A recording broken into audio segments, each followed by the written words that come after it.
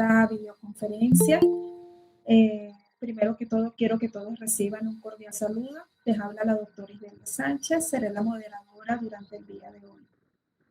Primero que todo, quiero saludar a las autoridades presentes, al doctor Miguel García, decano de posgrado, al doctor Sergio Arias, coordinador del programa de doctorado, a nuestro invitado el día de hoy, el doctor Martín Aiello.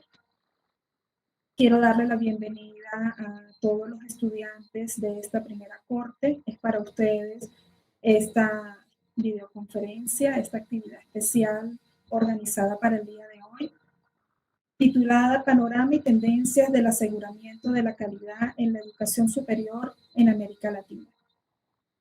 Desafíos para la evaluación y la gestión de las instituciones a cargo del doctor Martín Aiello. El orden del programa es el siguiente. Escucharemos las palabras de bienvenida del doctor Miguel García, decano de posgrado. Posteriormente nos hablará el doctor Sergio Arias, coordinador del programa de doctorado. Luego de su salutación, daremos oportunidad a la videoconferencia del doctor Martín Aiello. Y para finalizar, tendremos la sesión de preguntas en donde los estudiantes de la primera corte y demás invitados podrán participar. Por favor, les agradecemos mantener sus micrófonos apagados para poder dar inicio. Bienvenidos nuevamente. Y vamos a escuchar las palabras del doctor Miguel García, decano del posgrado. Adelante, doctor, le escuchamos.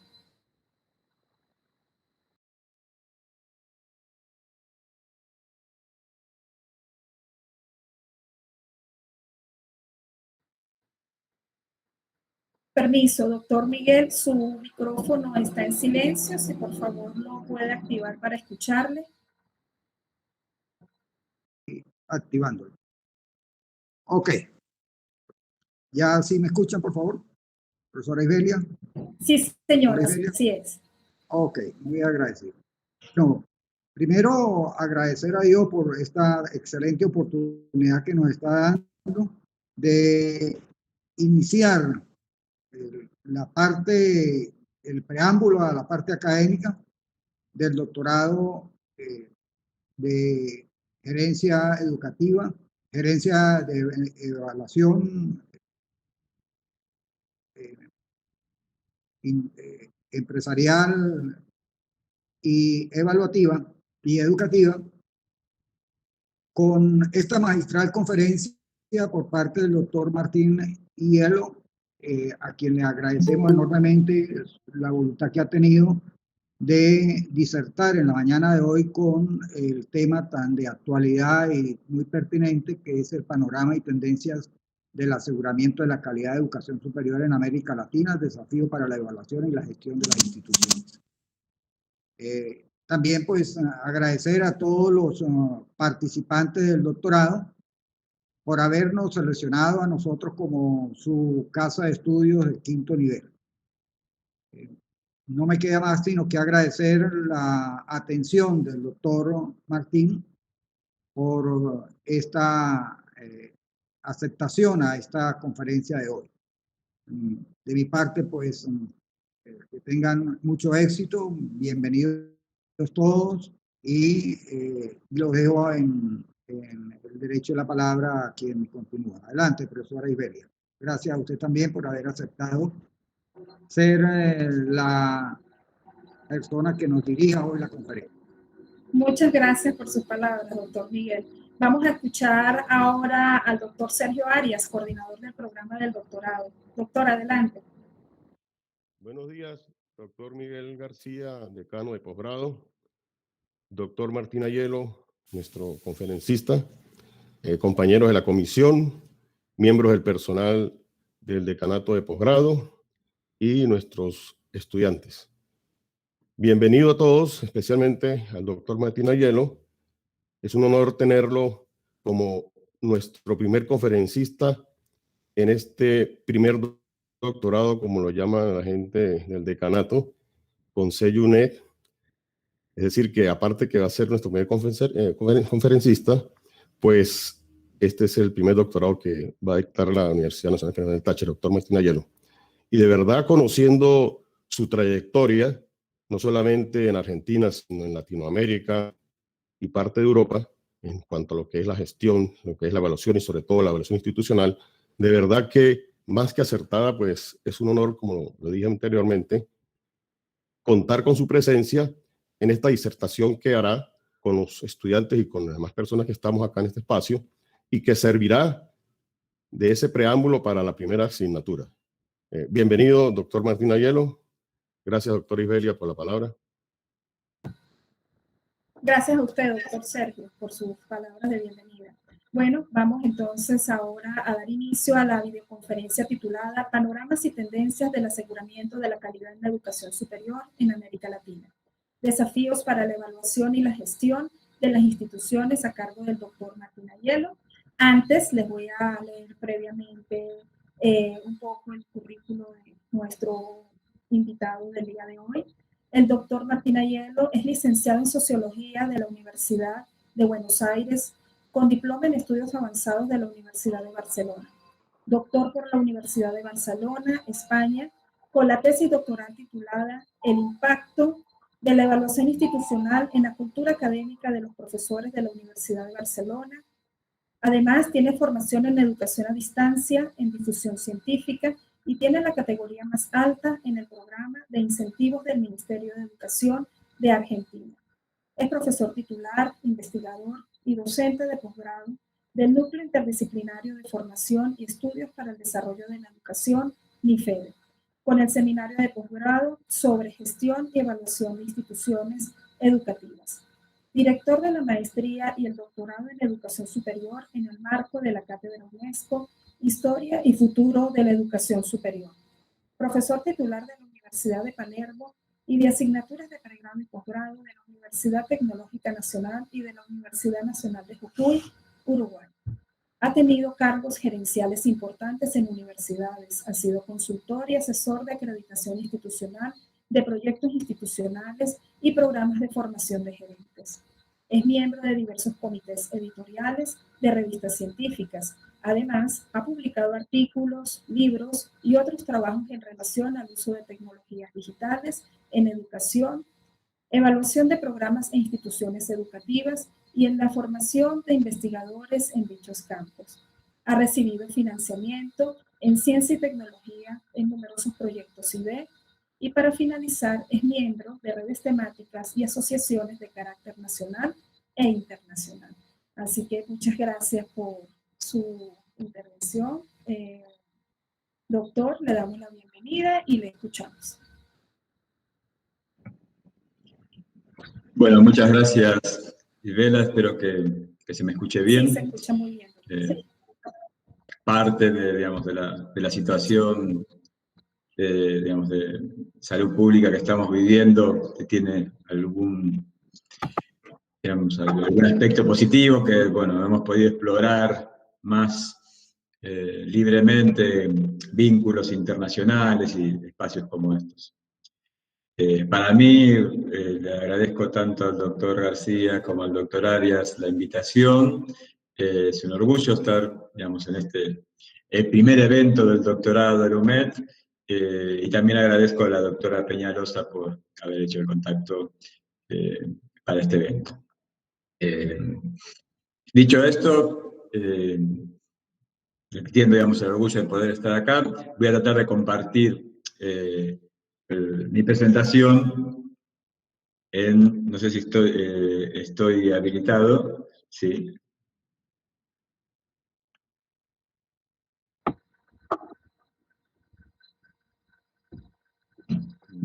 ¿Están viendo o no? Aún no. Entonces,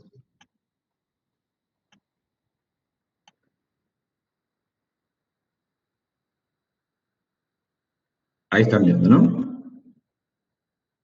Así es, está próximo a presentarse. Bien. Repito, es un honor poder estar en este primer evento del doctorado. Trataré de, digamos, hacer una exposición 40 minutos, si es algo más ustedes me avisan, o si hay alguna duda durante mi exposición, me interrumpen tranquilamente.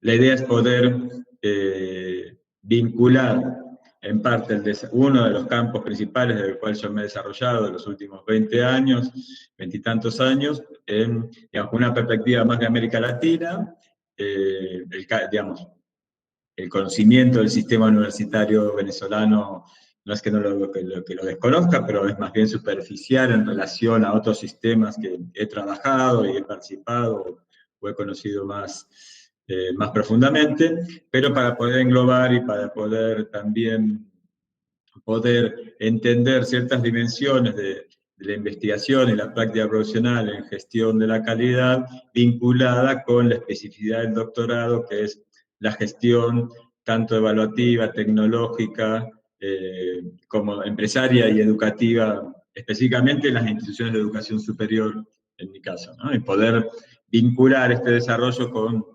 entiendo, la temática del doctorado y también la idea de que el doctorado es un espacio donde no solamente se forma el conocimiento, sino se forma a investigadores sobre ese espacio de conocimiento, por lo tanto veremos ciertos aspectos vinculados con eso también. Traté de dividir conceptualmente la presentación en 5 abordajes, ¿no? Una introducción a cómo comienza la evaluación universitaria vinculada con la gestión de la educación superior en América Latina, qué orígenes tiene y cuáles son las primeras experiencias. Haremos una pequeña mención también a Venezuela. Para entender qué implica posteriormente en aspectos tanto políticos como conceptuales de lo que es el aseguramiento de la calidad, y eso cómo se vincula con la gestión de las instituciones. Posteriormente, vincular ese aspecto conceptual con cómo se produce la información. Y eso tiene estrictamente vinculación con, digamos, con la complejidad de los estudios de doctorado, ¿no? Esta visión no solamente de qué tipo de información se produce y se utiliza, los procesos de evaluación se hacen a partir de producción sistemática de información, sino también qué modelos de ciencia hay detrás de esa producción de conocimiento.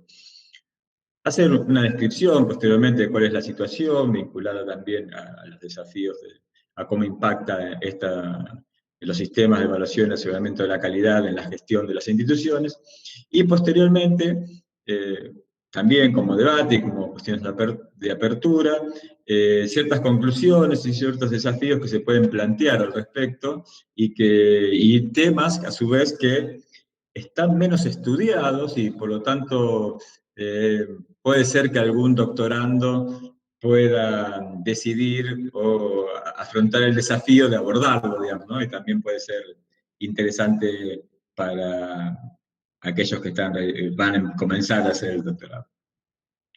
En relación al surgimiento, a este primer aspecto que mencionábamos, podríamos dividirlo en 2 aspectos, ¿no? Primero, orígenes internacionales. Normalmente estamos en un área, digamos, de producción del conocimiento periférica, digamos, en relación a los países centrales, por lo tanto, la mayoría de nuestras políticas públicas tiene en general algún vínculo con otro sistema universitario que antes ha comenzado, básicamente de Estados Unidos o Europa, y posteriormente también las primeras experiencias que hubo en América Latina relacionadas con esto.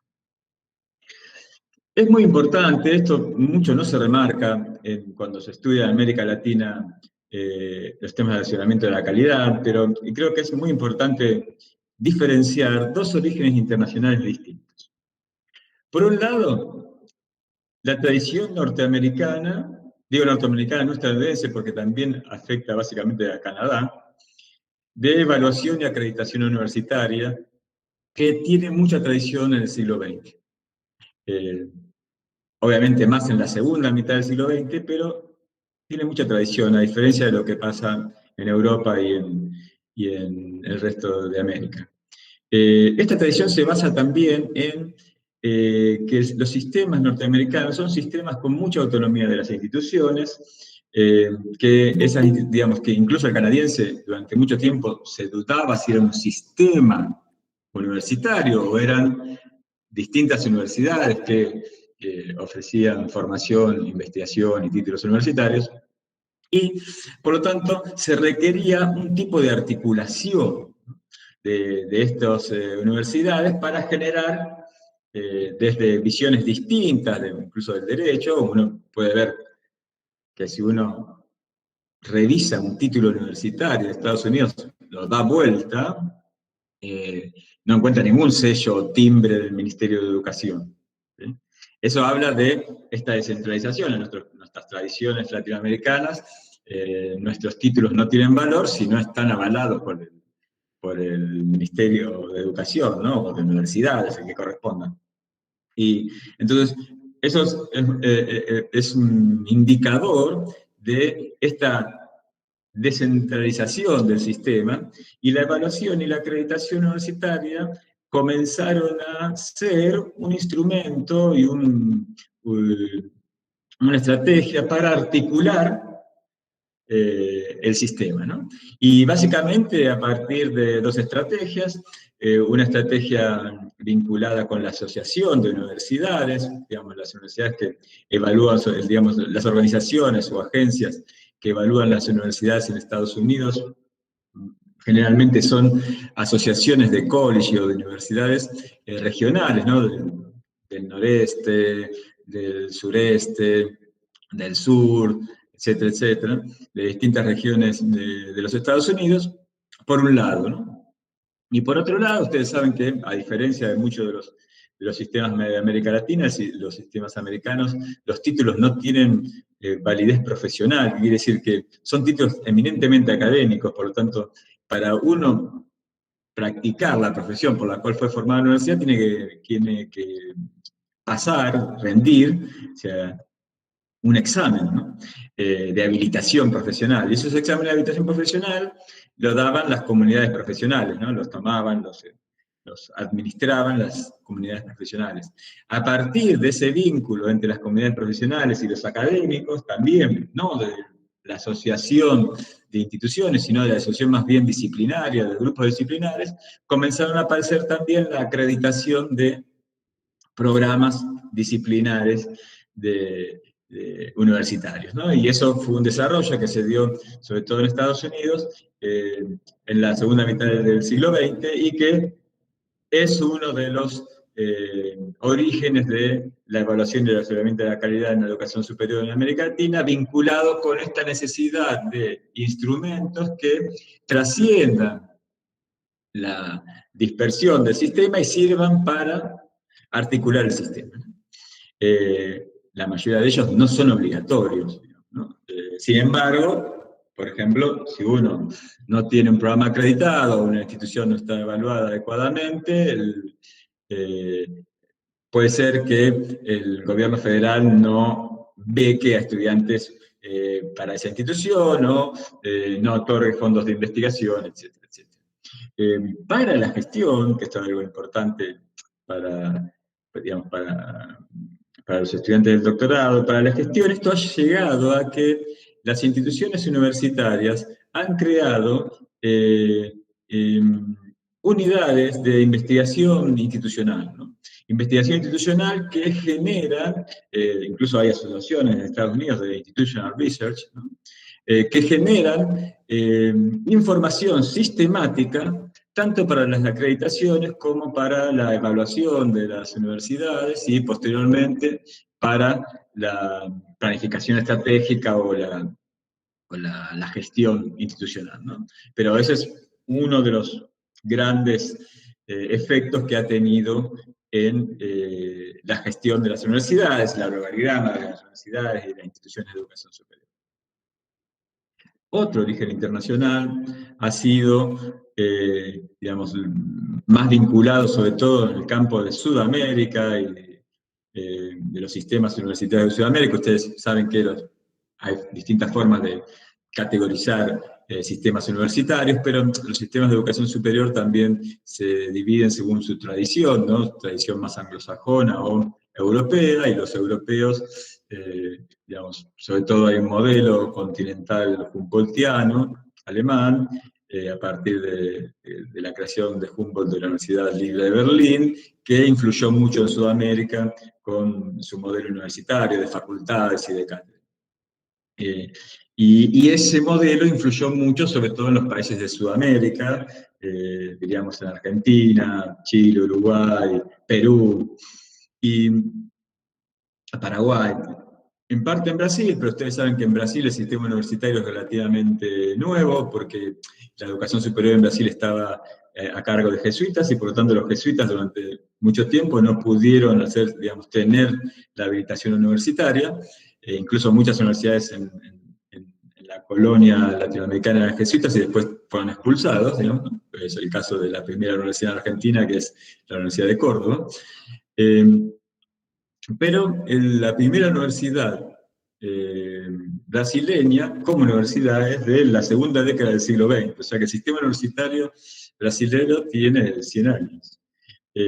A diferencia de por ejemplo, creo que apenas pasados 50 años que Colón llegara a República Dominicana, ya existía una universidad, ¿no? Ya se había creado la primera universidad de América Latina, o sea que en el siglo XVI, digamos, ¿no? 400 años antes.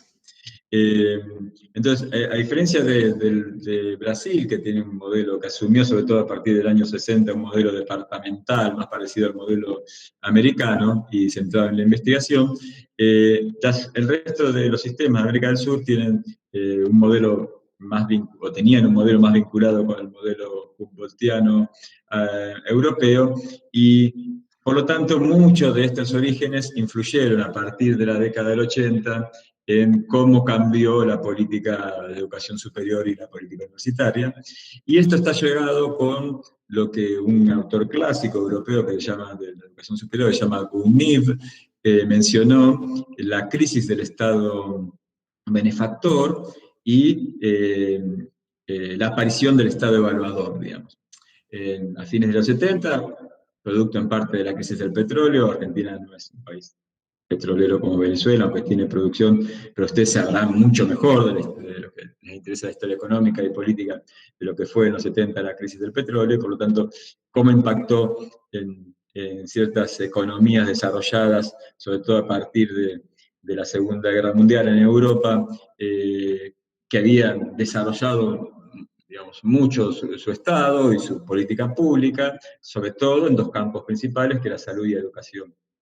Esa crisis de fines de los 70 llegó a replantear los modelos de Estado, y por lo tanto que el Estado se retirase en parte de todos esos espacios, pero mantuviera el control a distancia a partir de lo que se llama la evaluación de esos servicios públicos o de esos derechos públicos, depende cómo uno lo quiera conceptualizar. Y ese es el otro origen, ¿no? Cómo el Estado empieza, por otro lado, combinado con estrategias de desarrollo de lo que llama la nueva gestión pública y la planificación estratégica, el desarrollo de nuevas estrategias de planificación pública que indicaban también que los niveles de planificación y gestión se descentralizaban a unidades menores de los ministerios públicos, y por lo tanto había una combinación entre el retiro del Estado de ciertas presencia, de omnipresencia en lo educativo y de salud, y a su vez capacidad de organismos, ya sea privados o de los mismos organismos públicos, digamos, instituciones, escuelas, universidades, hospitales en otro caso también, para poder plantear sus propias estrategias de desarrollo institucional, ¿no? Y cómo este doble juego empezó a desarrollar, por ejemplo, planificaciones estratégicas, y entonces ahí es claro, y eso es algo importante también conceptualmente para la temática del doctorado, cómo la evaluación y el aseguramiento de la calidad viene de la mano también de nuevas formas de gestión y de management público y de las políticas de planificación estratégica.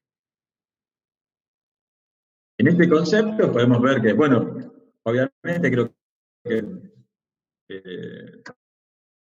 los que conocen el sistema universitario venezolano sabrán mejor que yo, ciertas experiencias, creo que la más importante o que la más duradera fue, digamos, de fines de los 80 y principios de los 90 en Venezuela fue el sistema de acreditación de estudios de posgrado, ¿no? Que acreditó bastantes programas de posgrado. Y en el resto de América Latina hubo experiencias nacionales, por ejemplo en México es un sistema muy importante por la antigüedad, por el tamaño, pero también por su cercanía con Estados Unidos y por su integración al mercado, y la evaluación jugó un papel en eso, al mercado común de América del Norte. Y Chile, en ese marco México había desarrollado su Comisión Nacional de Evaluación de la Educación Superior, ¿no? Ya en el año 90. En Brasil, esta reforma que hicieron los militares de los 60, que eran, digamos, con este modernismo autoritario de los militares de los 60 en Brasil, reformaron la universidad, la orientaron al modelo departamental, con mucha influencia de la promoción de la investigación, ese modelo departamental, y por lo tanto y el desarrollo temprano del posgrado, a diferencia de otros sistemas universitarios en América Latina.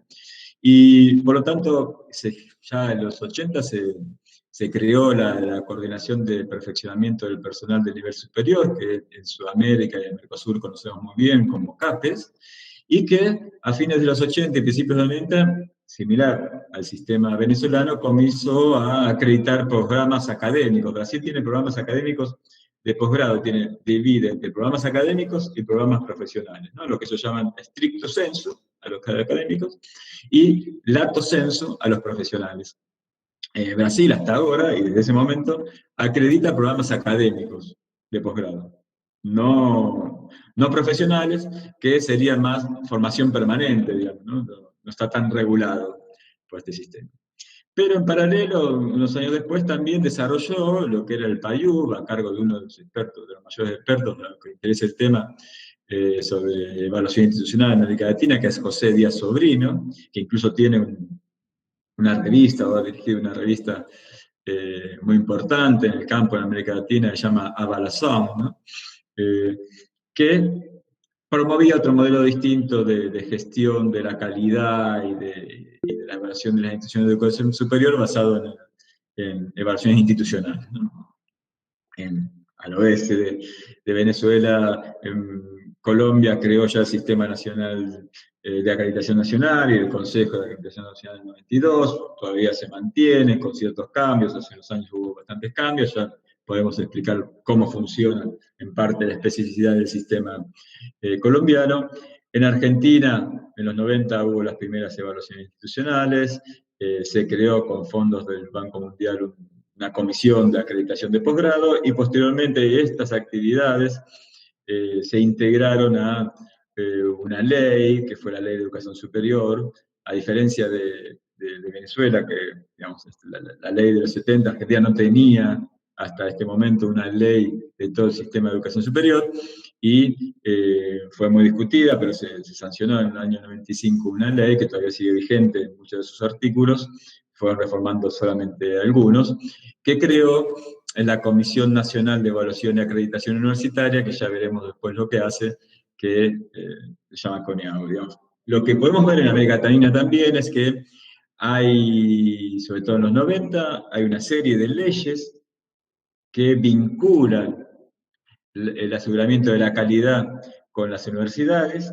digamos, son leyes específicamente para eso, o leyes generales que incorporan capítulos para eso, pero hay una presencia bastante común dentro de América Latina sobre esto, y a su vez generan una figura que es nueva también, que es lo que técnicamente en el campo se llama agencia, por más que en algunos lugares se llama comisión o consejos, que es este organismo, normalmente es un organismo público pero descentralizado, no siempre, pero vamos a ver también, que es aquel organismo que lleva adelante o coordina los procesos de evaluación, acreditación o aseguramiento de la calidad, ¿no? En la mayoría de los países ya existe ese organismo, con algunas excepciones, pero en general existen ese o varios organismos vinculados con. Ahora bien, cómo empezamos a organizar y justificar conceptualmente estos fenómenos vinculados con el aseguramiento de la calidad, digamos. Uno entiende que cuando está en un espacio de discusión, de reflexión, de doctorado, uno tiene que no solamente discutir hechos, sino también aspectos políticos conceptuales vinculados con estos hechos, y trataremos de abordarlo. Por un lado, un aspecto muy importante que tiene que ver con esta evolución de las políticas públicas es el surgimiento de una nueva forma de regulación. O sea, el Estado evaluador lo que trae es una nueva forma de control, como decíamos anteriormente, a partir de los españoles dirían el mando a distancia, ¿no? O sea, al retirarse de ciertas actividades, pero mantener la función evaluativa, el Estado podía, digamos, comandar a distancia los procesos universitarios a partir de un tipo de evaluación ex post.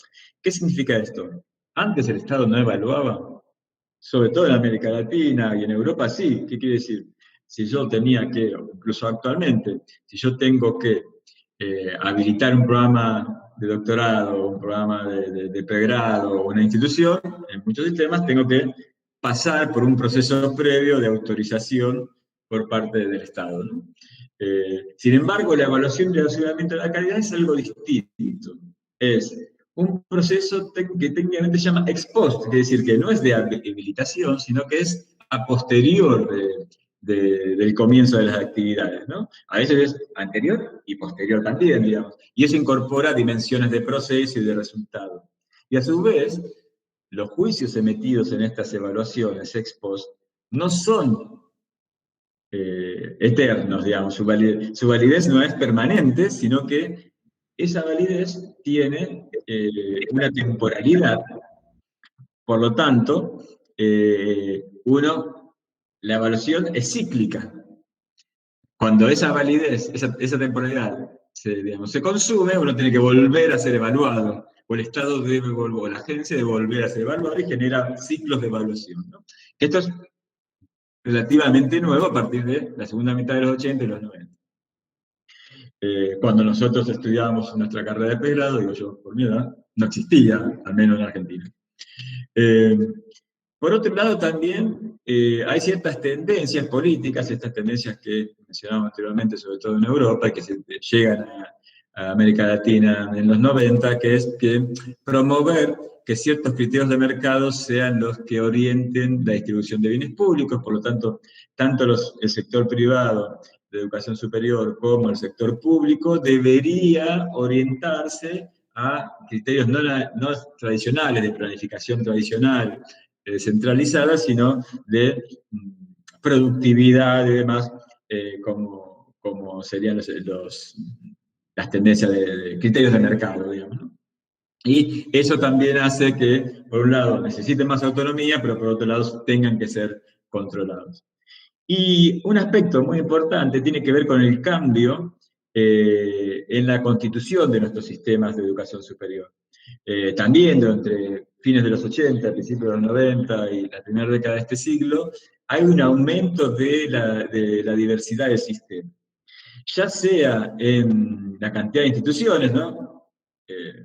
Creo que Venezuela era similar a Argentina, teníamos pocas instituciones públicas y ahora, digamos, hay una diversidad de instituciones por tipo de gestión, hay muchas más universidades privadas que hace 20, 30 años, pero a su vez también hay una diversidad de instituciones dentro del campo, digamos, del sector público de instituciones de gestión pública, ¿no? Entonces, uno encuentra ahí también una diversidad de instituciones, ya sea por el tipo de gestión, por las funciones, por el tamaño, ¿no? Nosotros estamos acostumbrados a las universidades muy grandes, ¿no? La Universidad de Buenos Aires, la Central, ¿no? De Venezuela, la UNAM, las grandes universidades de las grandes ciudades de Brasil, la Universidad de la República en Uruguay, se llaman mega universidades, se llaman algunos. Y ahora hay distintos tipos de tamaños, de tradiciones, de experiencias, y por lo tanto, duda también sobre el piso o la calidad mínima de esas instituciones, y por lo tanto, una necesidad de evaluar para asegurar cierta calidad mínima en la institución. Y producto de esta intervención, de este nuevo rol del Estado, de esta nueva forma de control o rendición de cuentas que plantea el Estado, hay una tensión muy importante entre estos procesos de evaluación, si están comandados por el Estado más todavía, y las autonomías de las instituciones y los académicos que son parte fundamental de la vida universitaria, sobre todo, más que de todo el sistema de educación superior, sino sobre todo del campo universitario, y que en algunos sistemas o en algunos países está incluso digamos, incorporado en las constituciones. Por lo tanto, eso es una tensión que se genera permanentemente dentro del campo universitario del país. Cuando uno analiza o quiere desarrollar un proceso analítico sobre cómo se desarrollan estos procesos de aseguramiento de la calidad y evaluación dentro de las instituciones educativas, uno debería preguntarse al menos ciertas preguntas. Una es, ¿cuál es la finalidad principal del proceso? Entonces, eso difiere no solamente en su diseño, sino en cómo se gestiona el proceso, ¿no? Si la finalidad es para la mejora de las instituciones, más asociada con todas estas políticas de planificación estratégica de las instituciones y de mejora. Si es para el control estatal o disciplinario de un programa o de las instituciones, si es para informar o si es para organizar sistemas de categorías entre programas, instituciones, que son algunas de las finalidades que tienen estos procesos de aseguramiento de la calidad. Por otro lado, aquellos que trabajan en gestión de calidad, lo tienen bastante claro. Los procesos de calidad tienen audiencias, hay información que se produce a la cual uno quiere atender con ese proceso, ¿no? Entonces, hay procesos donde esas audiencias están destinadas a actores internos, sobre todo aquellos, por ejemplo, que están vinculados con planificaciones estratégicas. Digamos, la fundamentación principal tiene que ver con el cumplimiento de alimentar procesos de mejora y de planificación dentro de las propias instituciones, más allá de que, entre otras cosas, como lo demuestra la recientemente tesis defendida de la doctora Peñalosa en Argentina, en las universidades venezolanas muchas veces esa planificación está hecha no para el consumo interno, sino para el consumo externo y cumplir con los requerimientos públicos. Digamos, lo que hay ahí, un ruido del proceso. Hay procesos más orientados a la audiencia interna y procesos de control más vinculada con el control externo, o sea, tanto disciplinar como público, esos procesos. Entonces, uno empieza a ver distintos tipos de procesos vinculados con esos destinatarios también. También hay factores, ¿no? Y aspectos que tienen que ver con qué contenido se evalúa y qué no, y qué criterio se utiliza, digamos, ¿no? No todas las evaluaciones evalúan lo mismo. Por ejemplo, hay ciertas tensión entre evaluar procesos que implicaría más información para la toma de decisiones de la gestión, ¿sí?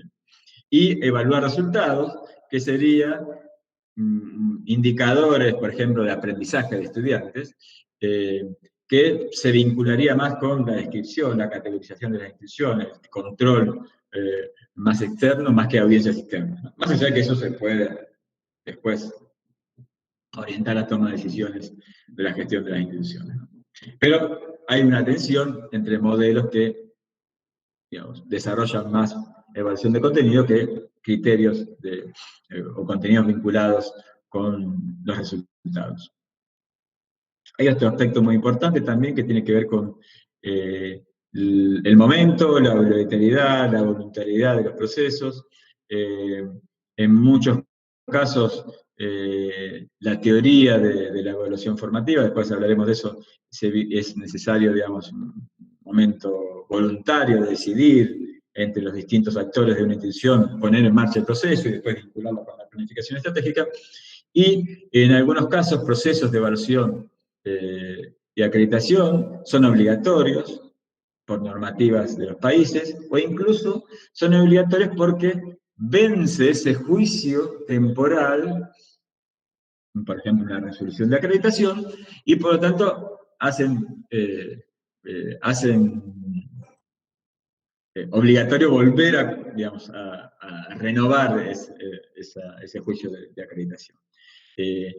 Esa obligatoriedad a veces es formal, pero como en otros sistemas, por ejemplo en el mexicano, es cuasi obligatorio, no por cuestiones formales, sino por cuestiones financieras. Cuando la consecuencia de un proceso de aseguramiento de la calidad está vinculada directamente con financiamiento, como es en el caso de Venezuela, de México, perdón, no pasar por un proceso voluntario de aseguramiento de la calidad puede conllevar perder muchos fondos. ¿Sí? Fondos para la institución, para el desarrollo de la investigación, del posgrado, etc. Entonces lo vuelve cuasi obligatorio. En estos modelos hay distintas metodologías, ya plantearíamos la metodología dominante, ¿no? Y procedimientos de visitas y de constitución de espacios, momentos internos y externos de los procesos de evaluación. Hay también una tensión entre una metodología asociada al proceso de evaluación a partir de un ciclo interno y un ciclo externo, que ya presentaremos, con una metodología basada en evaluación externa sobre todo de aprendizajes de estudiantes, pero también de otros temas, como veremos, digamos, donde no participa prácticamente la institución, en el proceso de evaluación, ¿no? Y que ya mencionaré, ¿no? Y hay ciertas tensiones entre estos modelos. También estos modelos tienen asociado a la forma de recoger información, por lo tanto, las estrategias, el tipo de técnicas que se usa, el tipo de información, más cualitativo, más cuantitativo, en los procesos también difieren, ¿no? Entre sistemas y sistemas, ¿no? No siempre los mismos, y también difieren los responsables, ¿no? Hay veces que son organismos públicos, otras veces que son las propias instituciones, otras veces que son cuerpos colegiados disciplinares, privados o asociados a partir de organismos de las universidades, expertos en evaluación, etcétera, etcétera. Cambia el tipo de agente y quién tiene, sobre todo, el rol de evaluador, digamos. Y también cambian las evaluaciones y los procesos de aseguramiento de la calidad según sus consecuencias. Sobre todo en algunos tipos de evaluaciones las consecuencias no son directas, por lo tanto hay que hacer un esfuerzo para vincular la evaluación con el espiral de calidad que lleva a...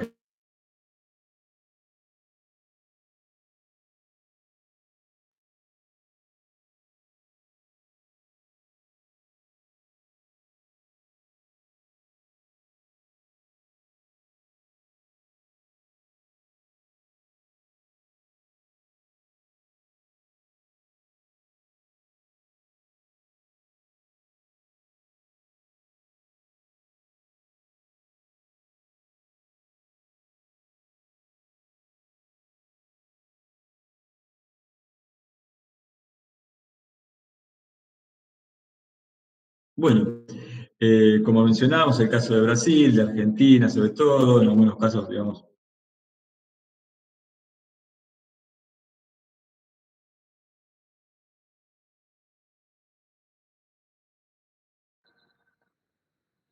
El doctor Martín Ayelo acaba de abandonar la reunión. Vamos a esperar a que él vuelva a conectarse.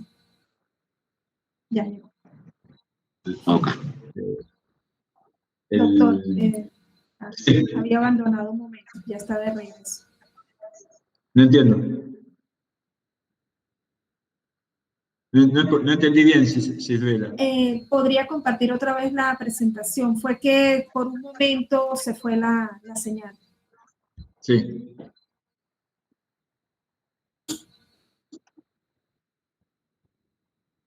¿Ahí está bien?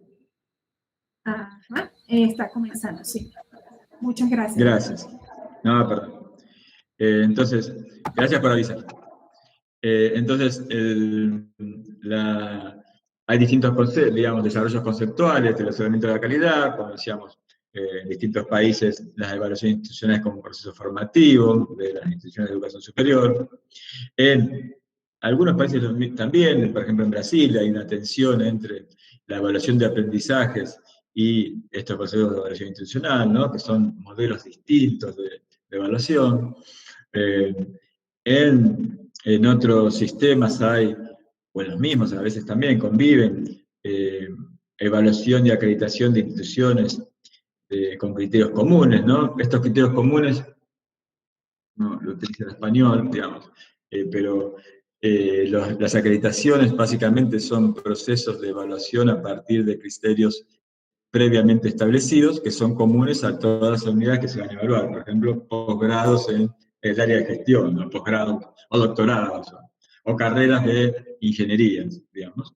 Y esos criterios comunes, que son aplicados normativamente a ese universo de instituciones o programas, se les denomina también estándares, ¿no? Entonces, en general, las acreditaciones de posgrado, como ha habido a partir del sistema de acreditación de estudios de posgrado en Venezuela, como fue la acreditación en Brasil o en Argentina, hay, digamos, hay acreditación tanto de programas disciplinares, de grado y de posgrado, sobre todo se comenzó con posgrado, pero también hay desgrado, y evaluación y acreditación de instituciones, que implica otro tipo de foco, ¿no? No tanto el conocimiento disciplinar, sino la gestión de una institución y como un modelo más integrador y global, que compite con el modelo de evaluación institucional, digamos.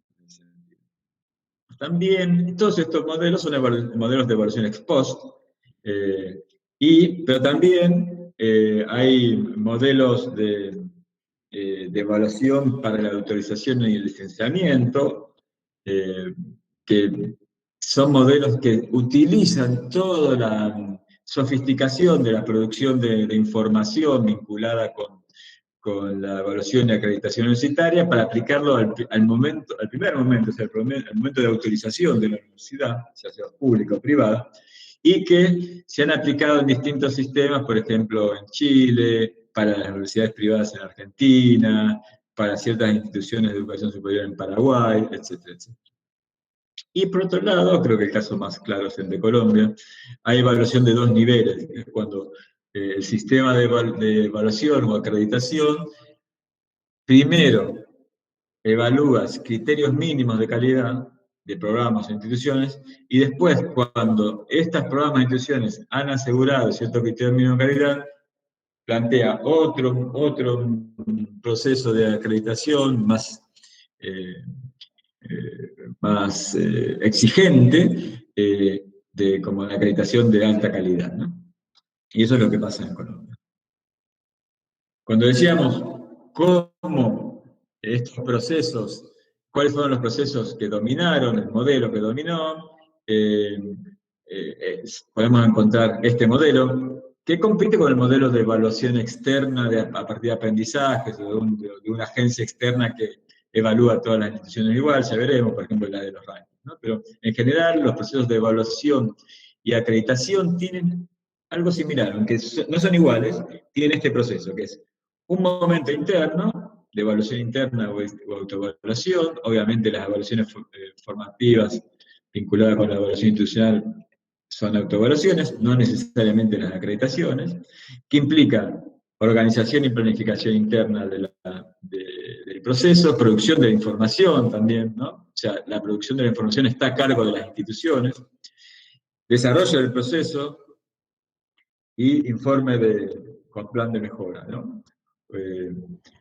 Esto se combina con un proceso de evaluación externa normalmente, donde hay una confirmación, digamos, una conformación de pares evaluadores, de jurados que emiten un juicio sobre evaluación a partir de un análisis del informe que se ha desarrollado internamente. En muchos casos implica visita al programa o a la institución o no, y se genera un informe externo, pero que no es el informe final, sino que El informe final es un proceso de consistencia entre los dos informes, de informe preliminar y por lo tanto de discusión entre los distintos agentes sobre el informe final, que puede, según el tipo de modelo, llevar a un tipo de resolución formal, cuando es un proceso normativo, por ejemplo las acreditaciones, o un informe más general orientado con propuestas de planes de mejora que se debería incorporar a la planificación estratégica. Como decía, es muy importante para mí vincular este tipo de procesos a paradigmas científicos de producción de conocimiento. La evaluación es una actividad práctica, pero sistemática y basada en paradigmas científicos de producción de conocimiento, y eso se asocia a modelos de evaluación también, ¿no?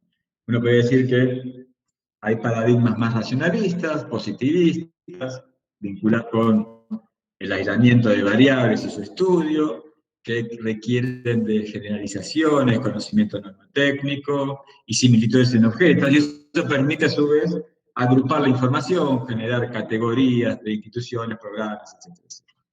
Y hay otro tipo de paradigmas de información que entienden que las realidades son múltiples, que son difíciles de unificar, que no se pueden aislar la parte, por lo tanto hay que hacer un análisis holístico, contextualizado, diferenciado de cada uno, y eso genera distintos tipos de modelos de evaluación de aseguramiento de la calidad, un modelo más formativo vinculado a este último paradigma que se mencionaba, ¿no? Que basa la calidad y la discusión de la calidad sobre una discusión entre participantes y evaluadores, el intercambio abierto, tolerante, dirían McDonald y Strones, que son teóricos antiguos de la teoría de la evaluación democrática y formativa, y por otro lado, un tipo de evaluación sumativa, de control, de rendición de cuentas, donde el Estado regula la actividad de estos actores y genera distintos tipos de dinámicas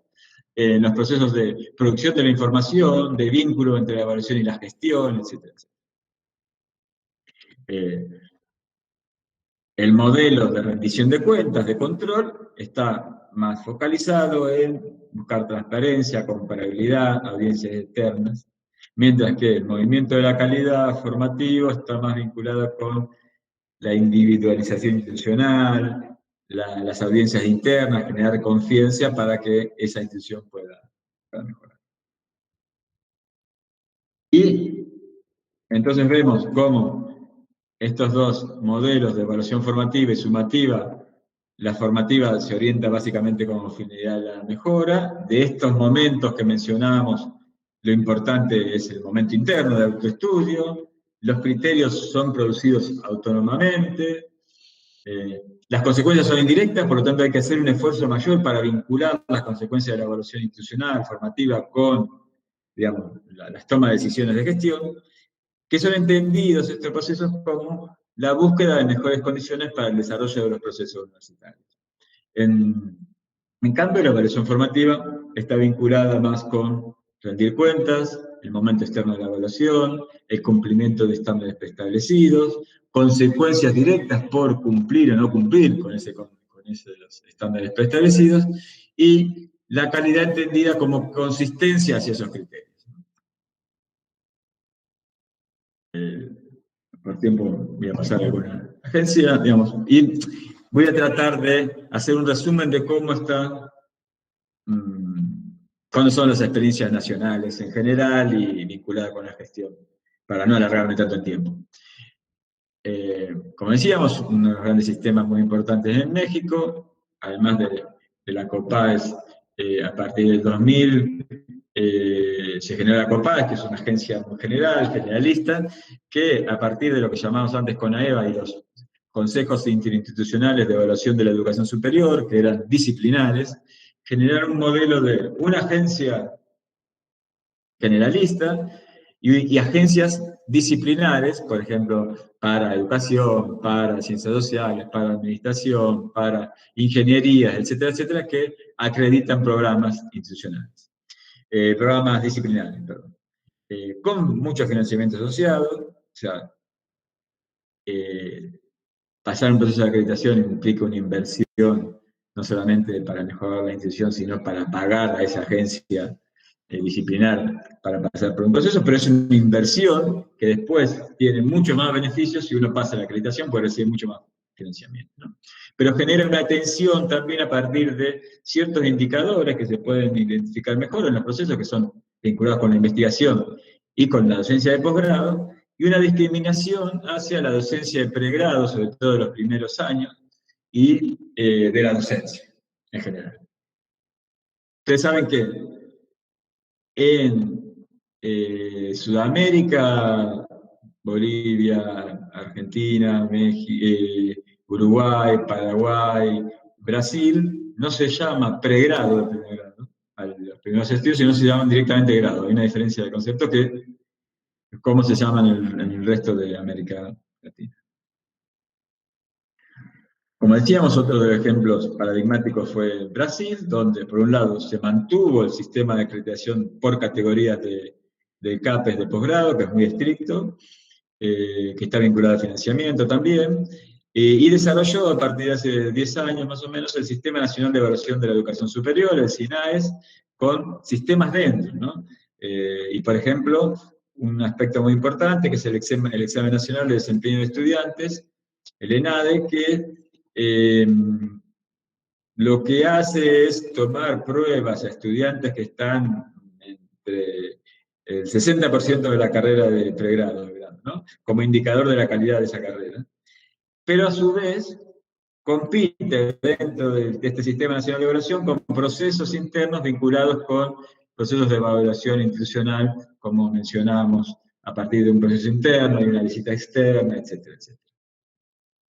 En Argentina, a partir de la ley, hay dos grandes áreas, ¿no? Acreditación de instituciones, de programas de posgrado. Todos los programas de posgrado se acreditan con un solo estándar, digamos. Hay estándares para especializaciones, maestrías y doctorados, pero no por cada una de las áreas disciplinares. Y después se acreditan carreras de interés público, no todas las carreras de pregrado, con estándares específicos para medicina, para ingenierías, para psicología, para abogacía, ahora, veterinaria, etc. A su vez, hay procesos de autorización de instituciones privadas, que son provisorias y definitivas, y aquellas universidades que tienen autonomía, ya sea privadas o públicas, se desarrollan procesos de evaluación institucional orientados a la mejora de los procesos. Para el resto, veíamos este modelo de doble velocidad que tiene Colombia, ¿no? El de registro calificado como primer criterio de acreditación de programas e instituciones de nivel mínimo, y de acreditación de excelencia como segundo paso. Uruguay, los procesos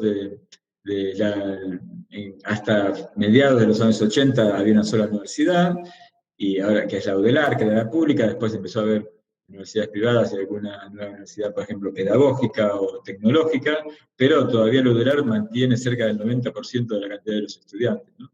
Y entonces los procesos son de evaluación institucionales más procesos de control externo de universidades privadas, pero el 90% de la actividad universitaria está en la UDELAR y se realizan procesos de evaluación institucional hacia adentro.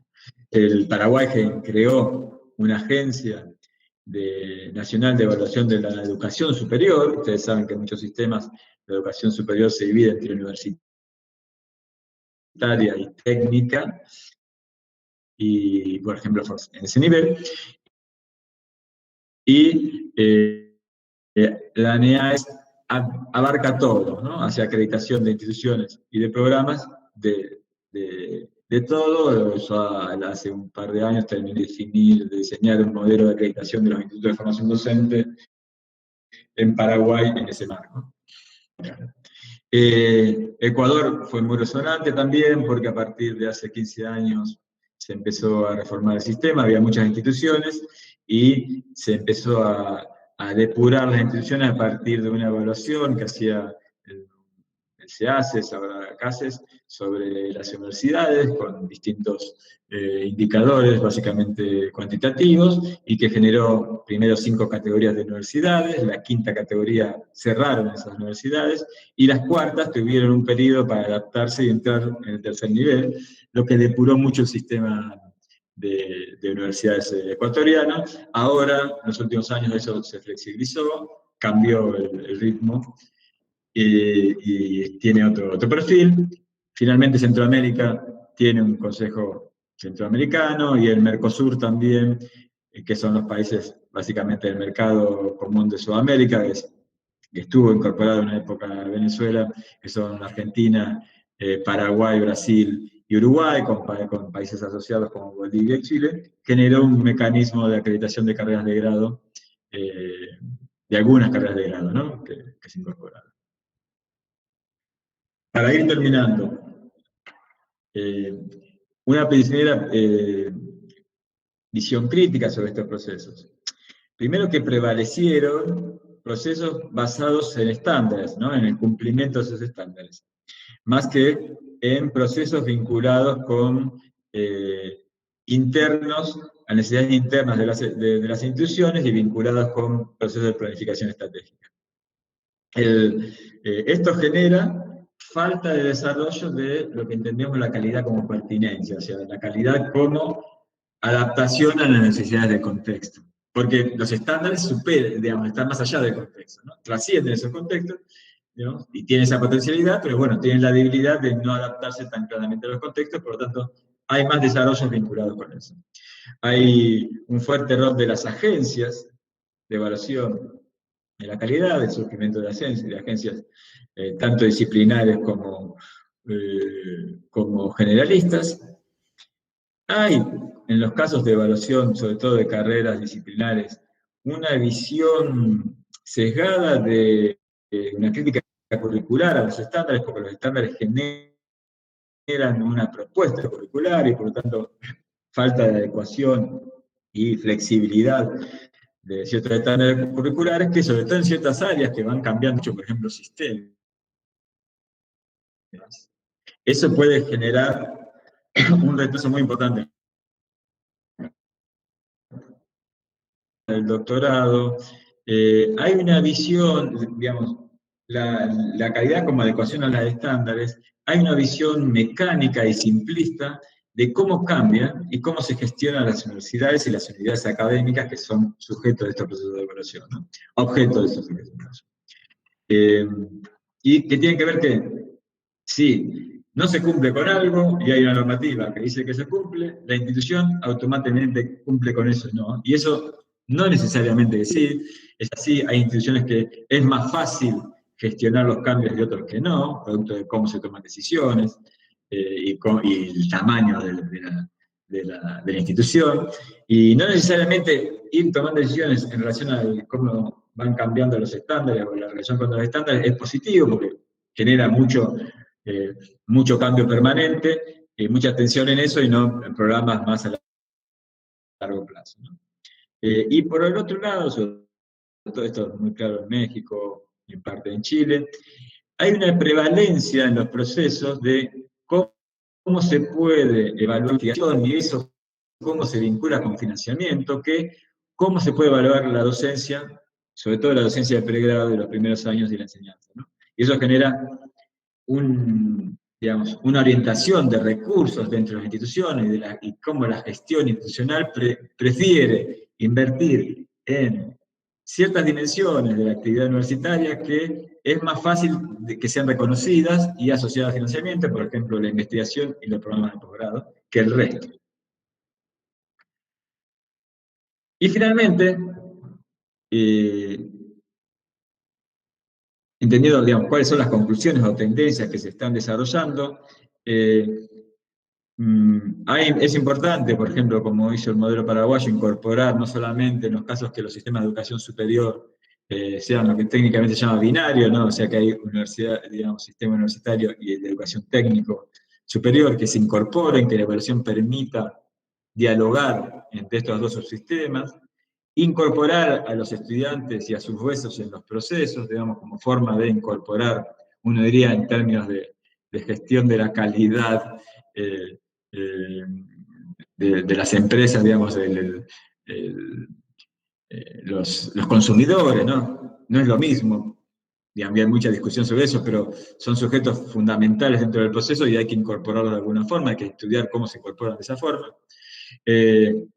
Venezuela fue una de las pioneras en la educación virtual, parte de eso tuvo que ver, digamos, alguien que fue viceministro, que la doctora Peñalosa y yo conocemos muy bien, que es el doctor Miguel Ángel Escotet, hace ya cerca de 50 años o de 40 años, y hay que ver cómo, sobre todo en esta situación de pandémica, cómo la educación virtual se incorpora, y ya sea independientemente o a partir de la combinación de los procesos de educación presencial y virtual a los procesos de gestión y aseguramiento de la calidad, y cómo impactan, y esto es importante, cómo impactan los modelos internacionales y sobre todo estos modelos basados en ranking, ¿no? Que en general todos conocemos, y que no solamente impacta en la opinión pública, sino que ya empieza a impactar en la toma de decisiones para la gestión de las instituciones educativas, porque parte de estos rankings se basan en la necesidad de una visualización de las actividades de las universidades, ¿no? Por tanto, si tienen visualización, es más fácil que aparezcan en el ranking, o sea, que sean sujetos de evaluación. Y entonces hay una serie de actividades vinculadas con, digamos, cómo, por ejemplo, las publicaciones de los investigadores de las universidades recogen la afiliación institucional de esos investigadores, o cómo todas las actividades de las universidades están reflejadas de tal forma que generen un tipo, no tanta calidad sustancial, que puede ir de la mano, pero sí, sobre todo, visualización de esa productividad. Y eso afecta mucho también la gestión de las instituciones de educación superior, y es un desarrollo investigar, que no hay tanto, cómo esta aparición de los rankings afecta la gestión, la evaluación de las instituciones de educación superior. Bueno, muchas gracias por el tiempo, no sé si tomé demasiado o no, traté de ser bastante rápido. Muchas gracias, doctor. El tiempo estuvo excelente. Bueno, el doctor nos hizo un excelente recorrido desde los orígenes de la evaluación y acreditación de estudios universitarios en América Latina. Hizo énfasis en aspectos políticos y conceptuales de la evaluación y el aseguramiento de la calidad en América Latina. Además, nos habló de los modelos de la evaluación, etapas del proceso y su relación con la producción del conocimiento científico y su relación con los paradigmas. Para finalizar, nos presentó conclusiones sobre las tendencias que se están desarrollando en este momento. Podemos proceder a las preguntas.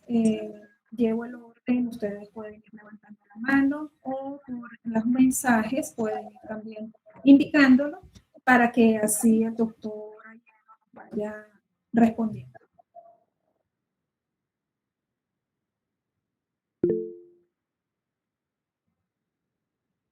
Gracias, César.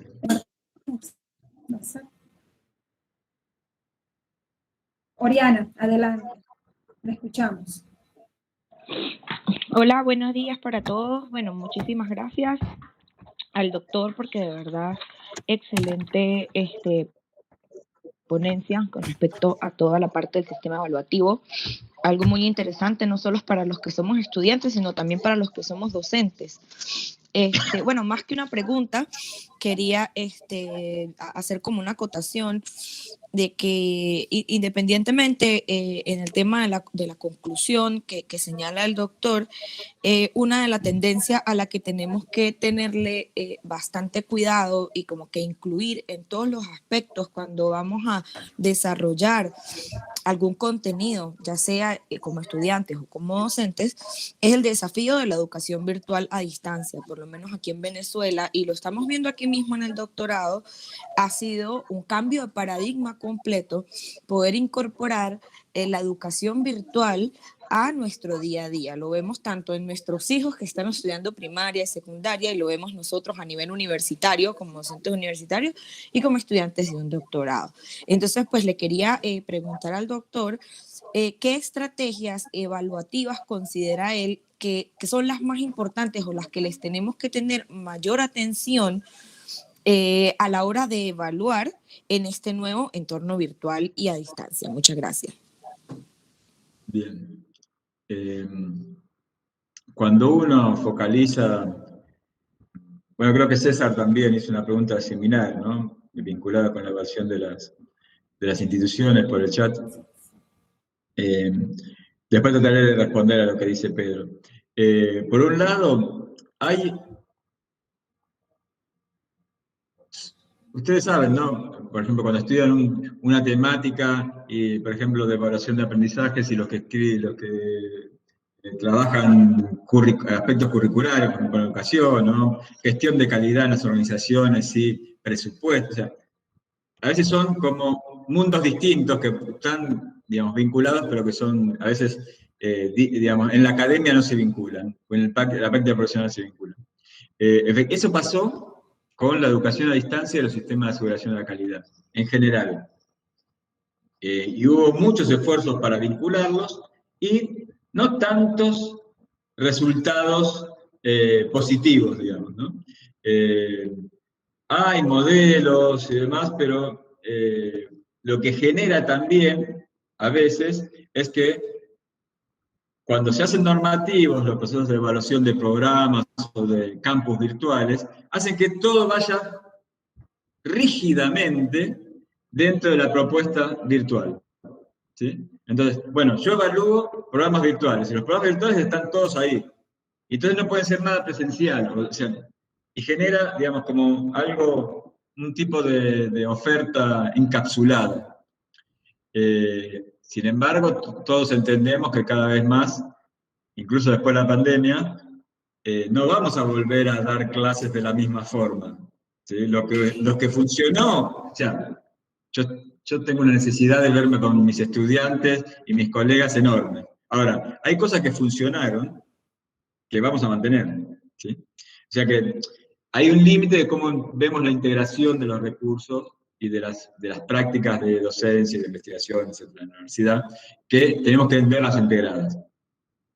Dicho esto, hay que entender que en algunos sistemas lo que se empezó a hacer fue a certificar campus virtuales u ofertas, por un lado carreras virtuales, pero también campus virtuales de instituciones, ¿no?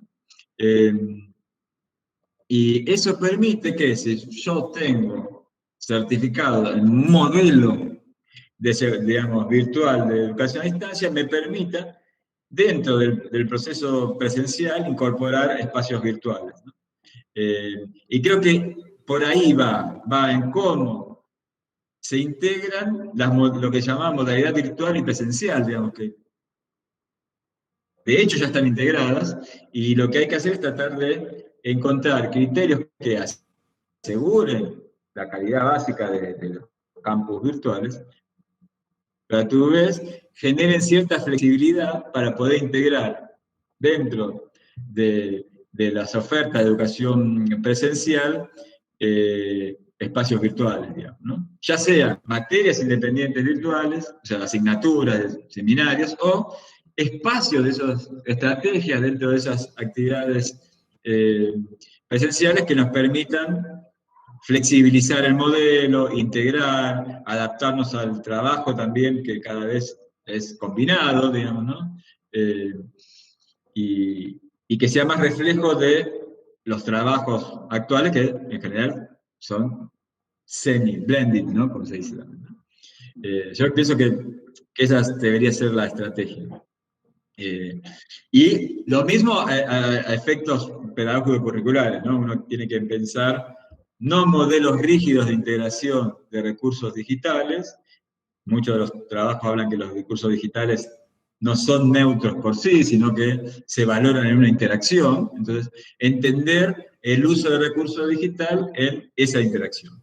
Yo del año pasado, creo que en distintas universidades hice 3 veces el mismo curso.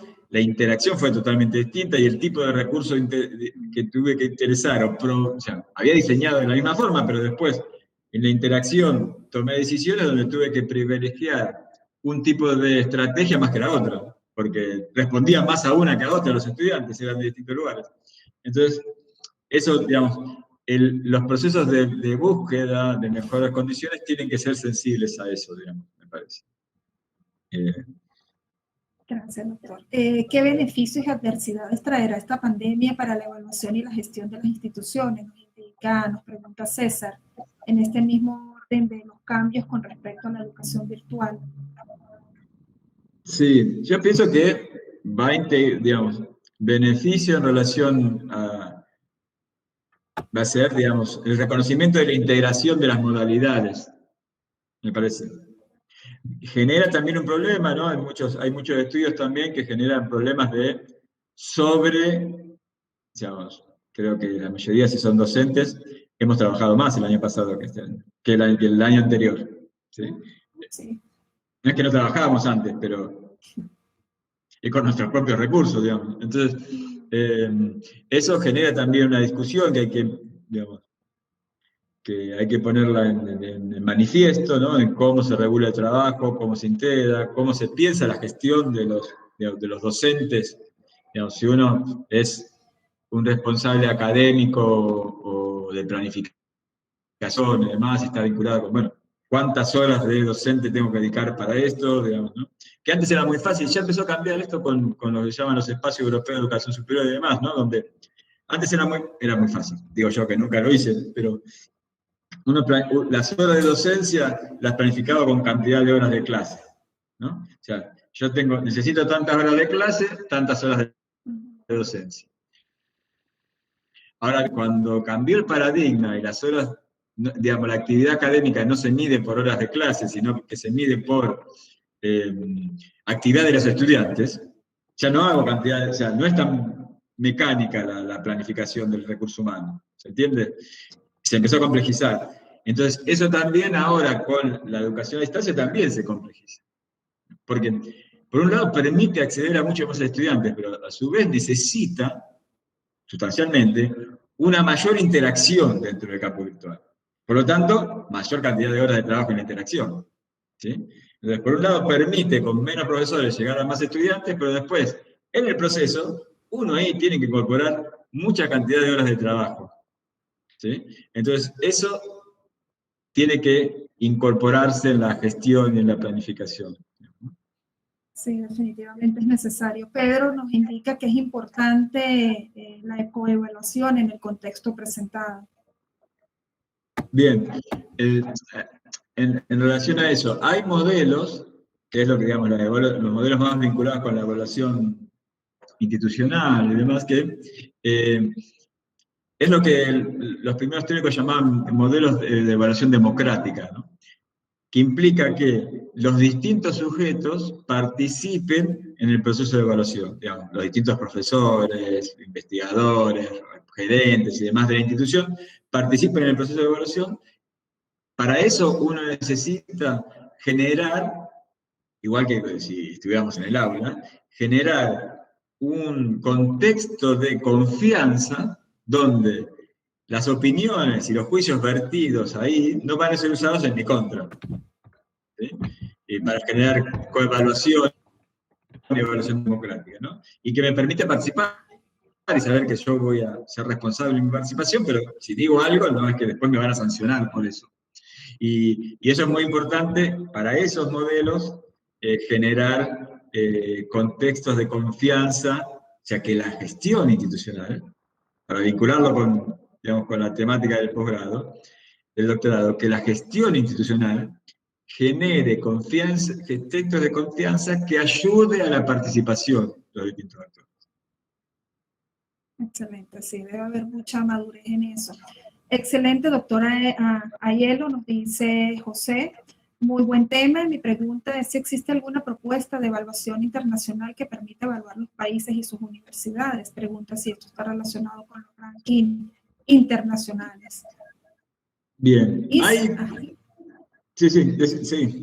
Ajá. Bueno, y si estos parámetros de mediciones son fiables en cuanto a la calidad institucional. Bien.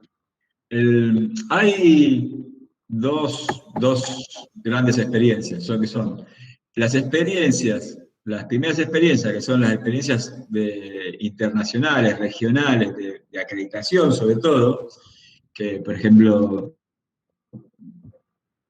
Centroamérica tiene un consejo de acreditación regional, que el Mercosur tiene, que primero era el MEXA, que era el mecanismo experimental de acreditación, y ahora se llama Arcosur, que es el sistema de acreditación del Mercosur, que son procesos basados en acreditaciones, en evaluación por estándares nacionales, que después lo que se hace generalmente es que se articula entre distintos procesos nacionales y se genera un proceso internacional, regional, ¿no? Es un poco lo que quiere hacerse en Europa también, en algunos casos. Entonces, ese es un modelo, digamos, un modelo que lleve del modelo nacional, agrupe, digamos, ¿no?, distintas experiencias, tradiciones, y genere un modelo regional, básicamente. Esa es experiencia. Digamos, en América Latina está la de Centroamérica y está la experiencia del Mercosur, del Arcosur, que el Arcosur acredita 5 o 6 carreras nada más, ¿no?, de grado, de pregrado, y el beneficio que tiene es que digamos, cada agencia hace su proceso con los criterios internacionales y a veces participan pares evaluadores internacionales. Y la consecuencia que tiene es que el título de las carreras que están acreditadas por el Arcosur tiene validez directa en el resto de países. O sea, yo no tengo que convalidar, ¿sí? Si yo tengo un título de agronomía de una universidad en Argentina que pasó por el proceso de Arcosur, yo no tengo que convalidarlo si voy a Uruguay, a Brasil, a Paraguay. Claro, Me sirve como si fuese paraguayo, ¿sí? Entonces tiene un aspecto positivo. claro, Ese es un caso. El otro caso son los rankings, ¿no?, que estamos mencionando acá muchos. Bueno, los rankings son el otro modelo, son estos procesos externos. El ranking se hacen en Shanghái, en Londres, etcétera, etcétera, ¿no?, que se basan a partir de formas de medir ciertos indicadores de la actividad institucional, ¿no? Pero claro, uno de los problemas que tienen los rankings tienen mucha potencialidad, que son una potencialidad en comunicación. O sea, uno publica un ranking en una página web de Shanghái y lo lee cualquier persona digamos, en Mérida, en Caracas, en Buenos Aires, en Cúcuta, en Lima, ¿sí? Trascienden esos. Ahora, es como dice la teoría de la manta corta, ¿no? Si yo me cubro mucho el cuello, se me descubren los pies. Entonces, ¿qué pasa con esos sistemas? Pueden tener menos, digamos, validez interna esa información, porque, por otro lado, ¿cómo ese ranking llega a medir fiablemente la UNED? ¿O conoce la existencia de una universidad en la Amazonía brasileña, en el oeste de la Amazonía brasileña, digo yo? ¿Sí? O en la Patagonia Argentina. Y el impacto que tiene, digamos, estas ideas de los límites que tienen estos rankings son cómo evalúan la pertinencia de ese proceso educativo, de esa oferta educativa. Porque posiblemente, por ejemplo, la justificación, uno puede estar de acuerdo o no, o la justificación de las misiones venezolanas tiene que ver con que hay que desarrollar una oferta educativa en un lugar donde no hay, ¿sí? Y eso pasa en muchas partes de América Latina. Entonces, esa oferta educativa no se puede medir con los mismos criterios que una universidad urbana que tiene 100 años de antigüedad y que tiene otro tipo de estudiantes, etcétera, etcétera. Otro tipo de recursos de discusión. Entonces, esa es la discusión. Ahora bien, los rankings no... Uno critica los rankings hasta que empieza a ser evaluado positivamente en el ranking. Y eso ya lo he visto, ¿no? Entonces, No, los rankings no, son reduccionistas además. Hasta que en el ranking la semana pasada me fue mejor que las otras universidades, digo, pero esto es objetivo. ¿Sí? Entonces, están haciendo efecto en la gestión, hay que estudiar eso. Está poco estudiado sistemáticamente, hay que estudiarlo. Y, por ejemplo, hay una normativa del Ministerio de Educación de Perú, creo que en el Ministerio de Educación, que reconoce que solamente los títulos extranjeros van a ser reconocidos de aquellas universidades que estén entre las primeras 500 de los diversos rankings. Ahora bien, es rarísimo porque hay una sola universidad peruana entre los primeros 500. O sea que uno reconoce eso, pero si haríamos lo mismo para las universidades peruanas, en Venezuela, en Argentina además, solamente reconoceríamos los títulos de una sola universidad. O sea que es muy raro lo que está pasando. Hay que, por un lado, ser calmo, pero estudiarlo. Digamos, no hacer lo mismo que hacíamos hace 10 años, que decir, bueno, no sirve, es algo de los medios, reduccionistas, no. Ya empieza a tener efecto en los sistemas y empieza a tener efecto en la gestión de las instituciones también. Elías Jaime nos indica por aquí qué estrategias o desafíos se deben asumir en el caso de las instituciones de educación superior frente a los pocos recursos que asigna el Estado para el buen funcionamiento y más aún pues para sostener los procesos de aseguramiento de la calidad. Bien, ese es un problema importante, digamos, ¿no? Esta doble medida que a veces el Estado usa los procesos de aseguramiento de la calidad para controlar, pero por otro lado no pone los recursos para el desarrollo de procesos de calidad. Puede pasar en Venezuela, puede pasar en Argentina. A mí me pasó a intervenir en un proceso de evaluación de institutos de formación docente en Paraguay, donde los directores de los institutos decían, bueno, pero tenemos menos recursos, o hay dimensiones que nos evalúan, que son los recursos, porque, claro, en cualquier proceso de aseguramiento de la calidad, ya sea de una institución universitaria, educativa o de salud o demás, uno evalúa los recursos con que cuenta, ¿no? ¿Sí? La infraestructura, el edificio, si son adecuados o no. Y muchas veces de eso, el Estado te evalúa por eso, y el que es responsable de eso es el Estado. Entonces, me tocó plantear en el diseño de un sistema de acreditación de institutos de formación docente en Paraguay ese tema. Así, bueno, no se le puede pedir eso. Se puede abordar de distintas formas, pero bueno, otra cosa, la evaluación y el aseguramiento de la calidad no resuelven todos los temas de la problemática universitaria. ¿Sí? Y efectivamente, Elías, hay un problema que resolver que tiene que ver con la negociación de los fondos y el otorgamiento o la priorización pública de fondos para la universidad y para la educación pública. ¿Es así? Y que a veces pasa por el aseguramiento de calidad y otras veces no. Es verdad que en algunos casos se ha querido utilizar, sobre todo procesos de aseguramiento de la calidad, como instrumento para financiamiento asociado con todo lo que se llama la línea de financiamiento con contratos programa. No sé si alguno sepa más de política de financiamiento de la educación y educación superior esté al tanto, pero es que, bueno, yo, a partir de un proceso sistemático de discusión y de evaluación, he generado un plan de mejora. No es algo que se me ocurrió a mí, es algo que es público y que yo hice público, que es muy difícil de hacer. Entonces, con ese plan de mejora voy y negocio los recursos. Y hay veces que el ministerio lo que hace es, bueno, genero fondos de contratos programados asociados a procesos de evaluación institucional. Entonces, si yo paso por ese proceso, después puedo financiarme con esos fondos, los planes de mejora que tengo que implementar, ¿no? Hay veces que hay planes de mejora que necesitan fondos, otros que no, ¿no? Como hay veces que hay planes de mejora que están dentro de mis competencias, ¿sí? Y otras veces que no, ¿no? Por ejemplo, cuando la ley dice que, o la normativa dice que la cantidad de horas de un plan de estudios es tal, yo tengo que cumplirla, no puedo reducirla. ¿sí? Por más que crea que es mejor reducir. ¿Sí? A veces es mejor reducir cantidad de horas de docencia, mejora el aprendizaje, ¿eh? No siempre más es mejor. Entonces, hay veces que tengo la capacidad de aplicarla mejor, otras veces que no. Y hay veces que necesito financiamiento y otras veces que no.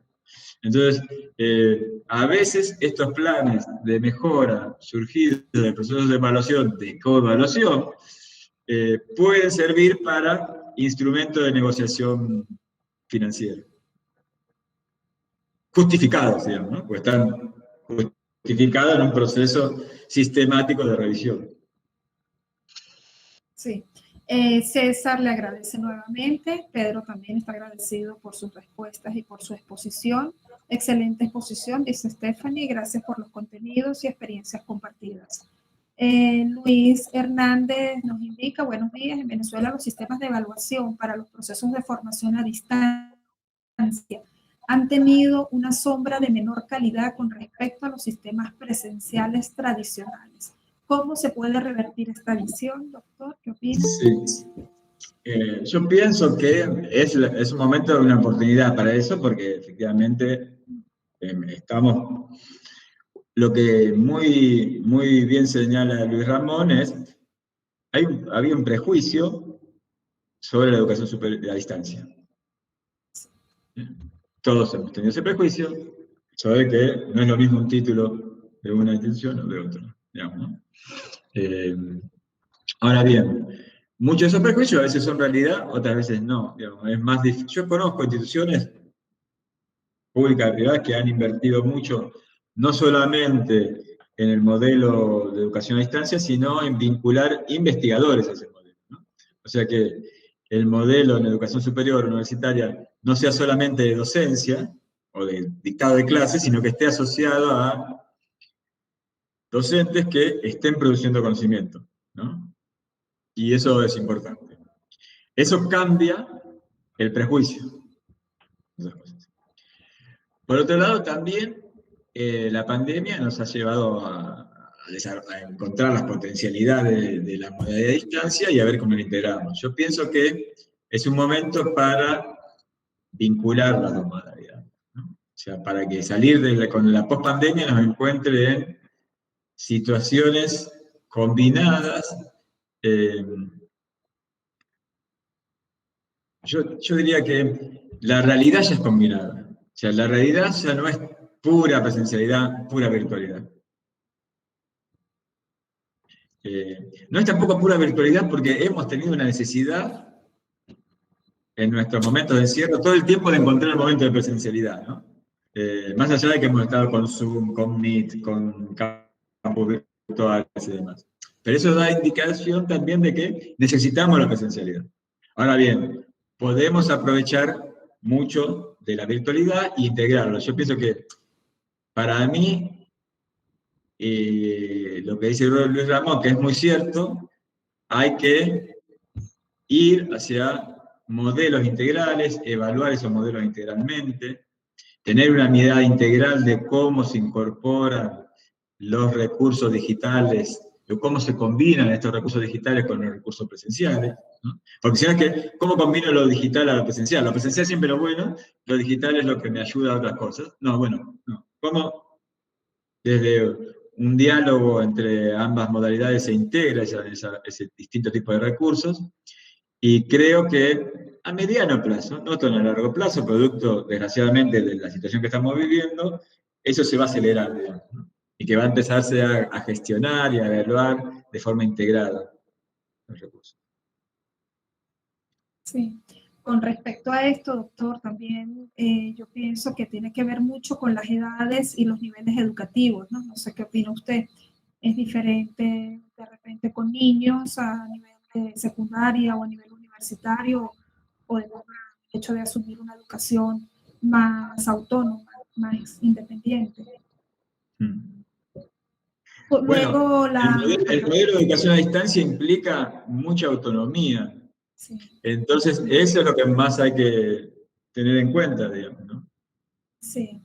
La doctora, la licenciada Rosana Chapeta nos indica que es una excelente ponencia. Doctor Martín reafirma la necesidad de que las instituciones de educación superior sean organizaciones eficientes en la gestión de recursos.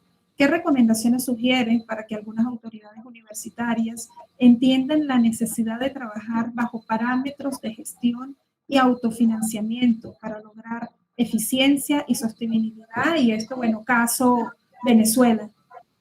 Bien. No conozco tan profundamente el caso de Venezuela.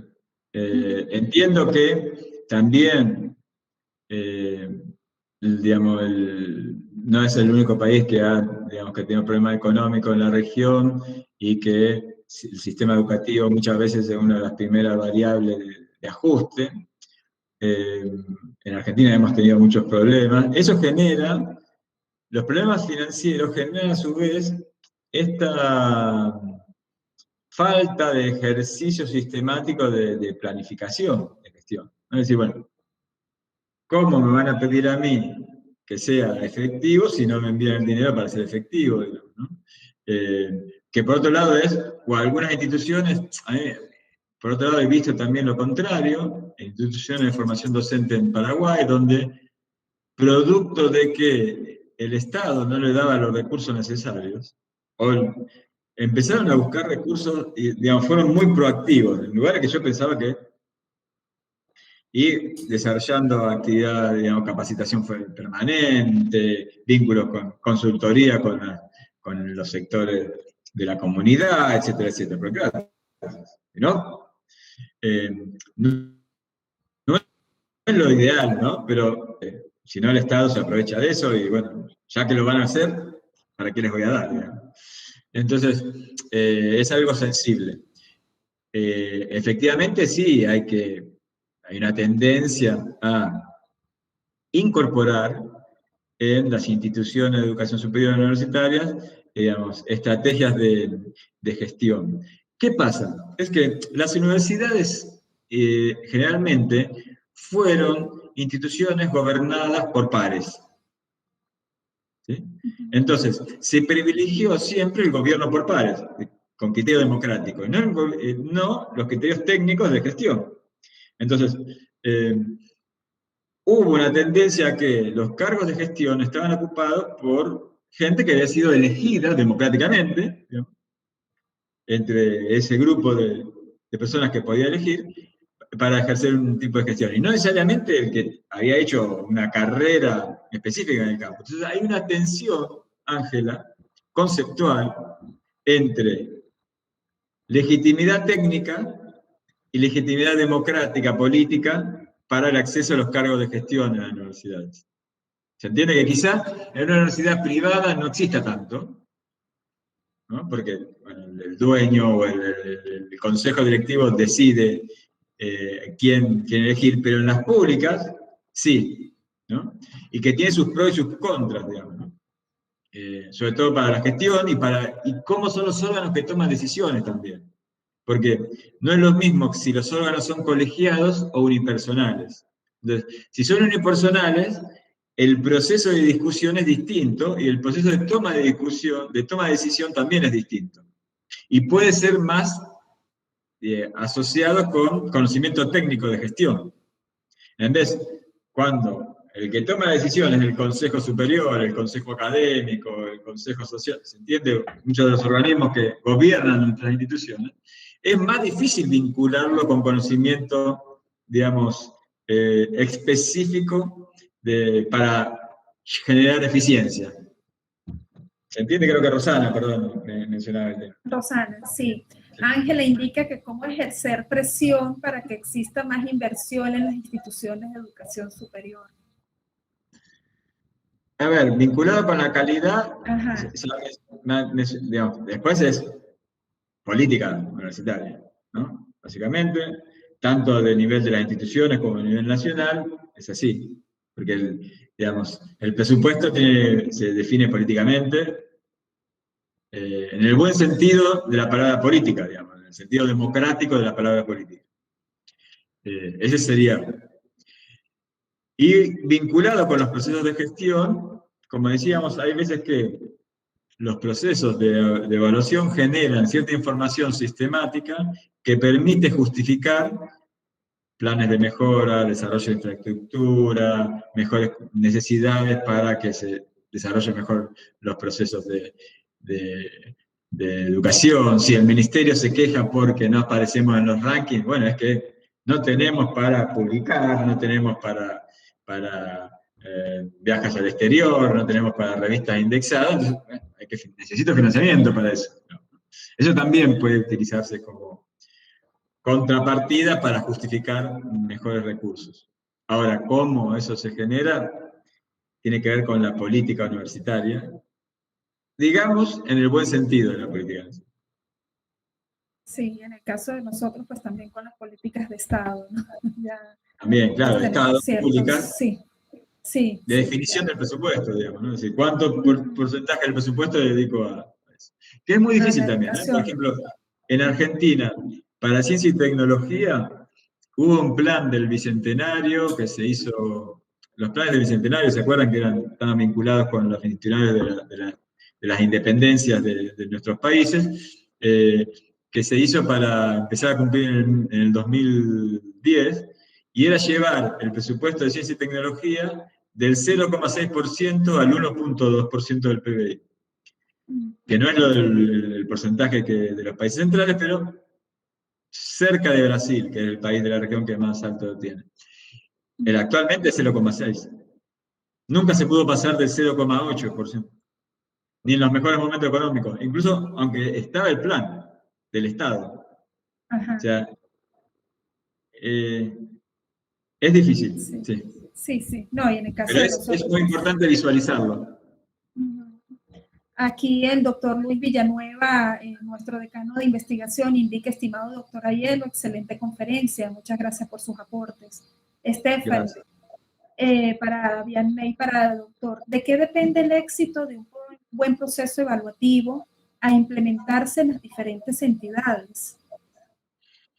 Bien, básicamente, para mí, creo que el éxito del proceso evaluativo depende de la calidad en la participación. Okay. Depende del tipo de proceso, la participación es distinta. En un proceso tipo de evaluación institucional, formativo, no lo digo yo, lo dicen los teóricos de la potencialidad formativa de ese proceso está en la potencialidad de participación de los distintos actores, que nos permitan, digamos, supongamos que estamos en gente que algo de gerencia conoce, ¿no? Un modelo FODA. Un modelo FODA tiene éxito si logra cierta participación que alimente ese modelo FODA. ¿Sí? Y que dé sustento y valioso eso. Eso cuando son participativos. Cuando son procesos externos, es muy importante la noción de participar en cómo son construidos los criterios externos. Los criterios externos de evaluación no es maná, que llueve desde el cielo. ¿Sí?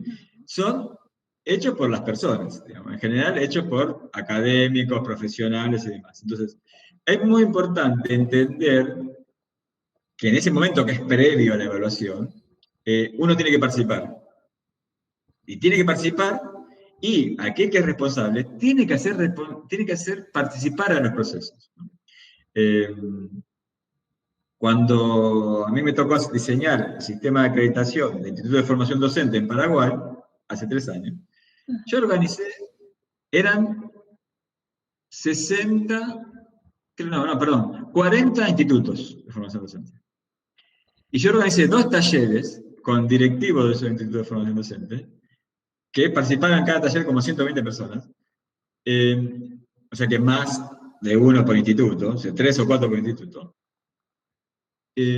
para construir con el modelo de la agencia paraguaya, con lo que yo creía, pero con la validez de su participación, para construir los estándares. Eso genera, a su vez, validez en el proceso. No es un proceso superestructural, sino que cuando bajan las instituciones ya saben de qué va, ya saben. A ver, yo discutí con las instituciones, no tiene que ser lo mismo que son las instituciones, tiene que generar cambio, por lo tanto, algo le vamos a exigir más, etcétera, etcétera. Pero las instituciones no se iban a desayunar cuando viniera el proceso de evaluación qué es lo que tenían que hacer, ¿sí? Y a su vez generaba validez en el proceso, que los criterios de evaluación medían indicadores evaluables, etcétera, etcétera. Y eso está en la riqueza de la participación, que en contextos de evaluación y acreditación universitaria hay algo que no se toma tanto en cuenta, que se realiza, pero que parece algo más superficial, que son los procesos de sensibilización. O sea, para lograr eso hay que lograr sensibilización de los actores en que es importante participar, ¿no? Formarlos no solamente en conocimientos, sino en actitudes vinculadas con estos procesos y con la importancia de estos procesos. Okay. Me surge una duda allí. ¿Cómo fue la selección de las personas participantes de cada una de estas instituciones, doctor? No, bueno, yo que no conocía el sistema. Gané un concurso internacional que había organizado la OEI y tenía que hacerlo. Entonces, tenía que plantear un plan de trabajo. Entonces, yo no podía venir, otra profesional de que hizo el sistema de institutos técnicos, vino, les explicó cómo iba a ser el programa, perdón. Yo lo que hice fue, me junté con la gente del ministerio, con la gente de los institutos, con la gente de la agencia, hablé con todos. Después los puse a todos en un taller, discutimos, y después hicimos una revisión de lo que habíamos discutido. Y en general, no es que obligábamos a todos a participar. Ahora, cuando el ministerio decía, está bueno que participen, o les daba licencia para que se trasladaran a Asunción, digamos que fue donde hicimos no todos eran de la capital, donde hicimos los talleres, ellos iban, ¿no? Cuando al segundo iban para saber si los comentarios que habían hecho estaban incorporados, digamos, en las discusiones. Y ese es un modelo, me costó más tiempo, pero para mí quedó mejor y sobre todo va a asegurar algo que se está desarrollando ahora que va a ser mejor, digamos. Pero es eso, tener otra visión y a su vez no creer que uno tiene la verdad, por otro lado, sino que puede encontrar la verdad intercambiando con otros actores sin perder tanto el control, ¿eh? No es que tampoco es que yo soy. Pero creo que son formas distintas de cómo construir esos estándares también, que es importante, ¿no? No siempre que sean tan externos a los procesos, a las instituciones. Que por tanto es importante mucho también el liderazgo en el proceso de construcción, ¿no? Porque si uno pone el estándar muy parecido a la realidad, la evaluación no genera ningún cambio, ¿sí?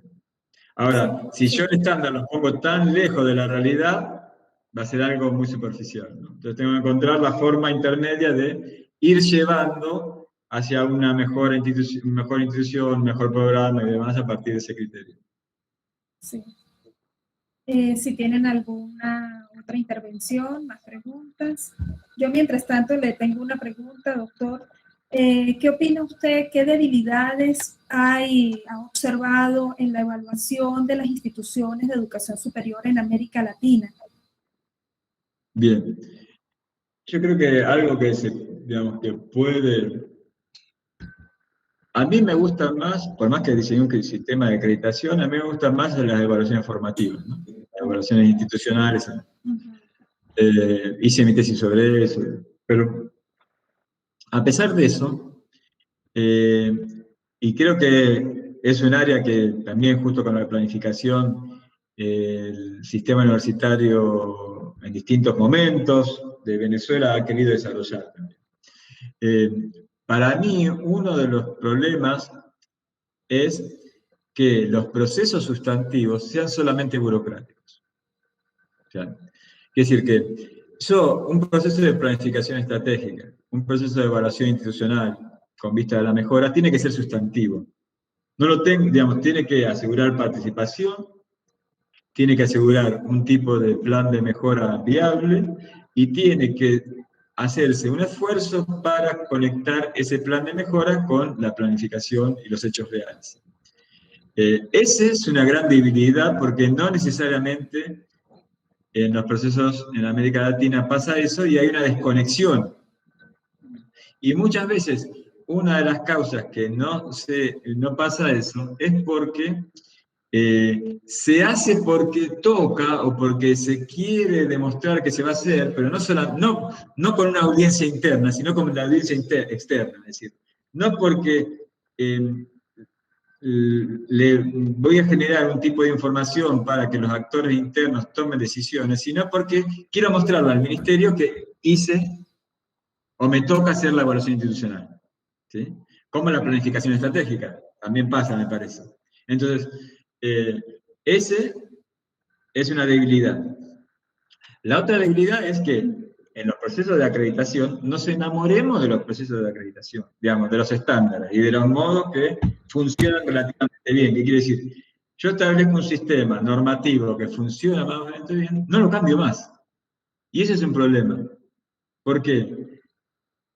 El modelo, tanto la evaluación institucional como las acreditaciones, el tipo de estándar que uno genera, si lo genera bien, genera un cuerpo normativo para atender un problema específico de ese sistema. Cuando lo atiende, después de 2 o 3 veces que ha sido acreditado, ¿se acuerdan que la acreditación tiene una duración temporal, no 6 años, 3 años? El problema de la calidad cambia. Porque si yo acredité bien, impacté en la calidad de los programas de las instituciones. Por lo tanto, tendría que modificar o los estándares o el modelo de evaluación. ¿Sí? Ahora bien, ¿qué pasa? Un organismo que aplicó un estándar, ¿le funcionó? No lo modifica nunca. ¿Sí? En general. Y ese es un problema. No solamente no lo modifica, sino que nos pasa a otro. No, a mí me funcionó esto. Hagamos en otra cosa lo mismo. ¿Sí? Y ese es otro de los problemas que tienen, uno de los problemas que tienen los procesos por estándares, por ejemplo. ¿No? Que no son, porque además renovar un estándar implica mucho costo de tiempo y recursos. De gente trabajando en eso.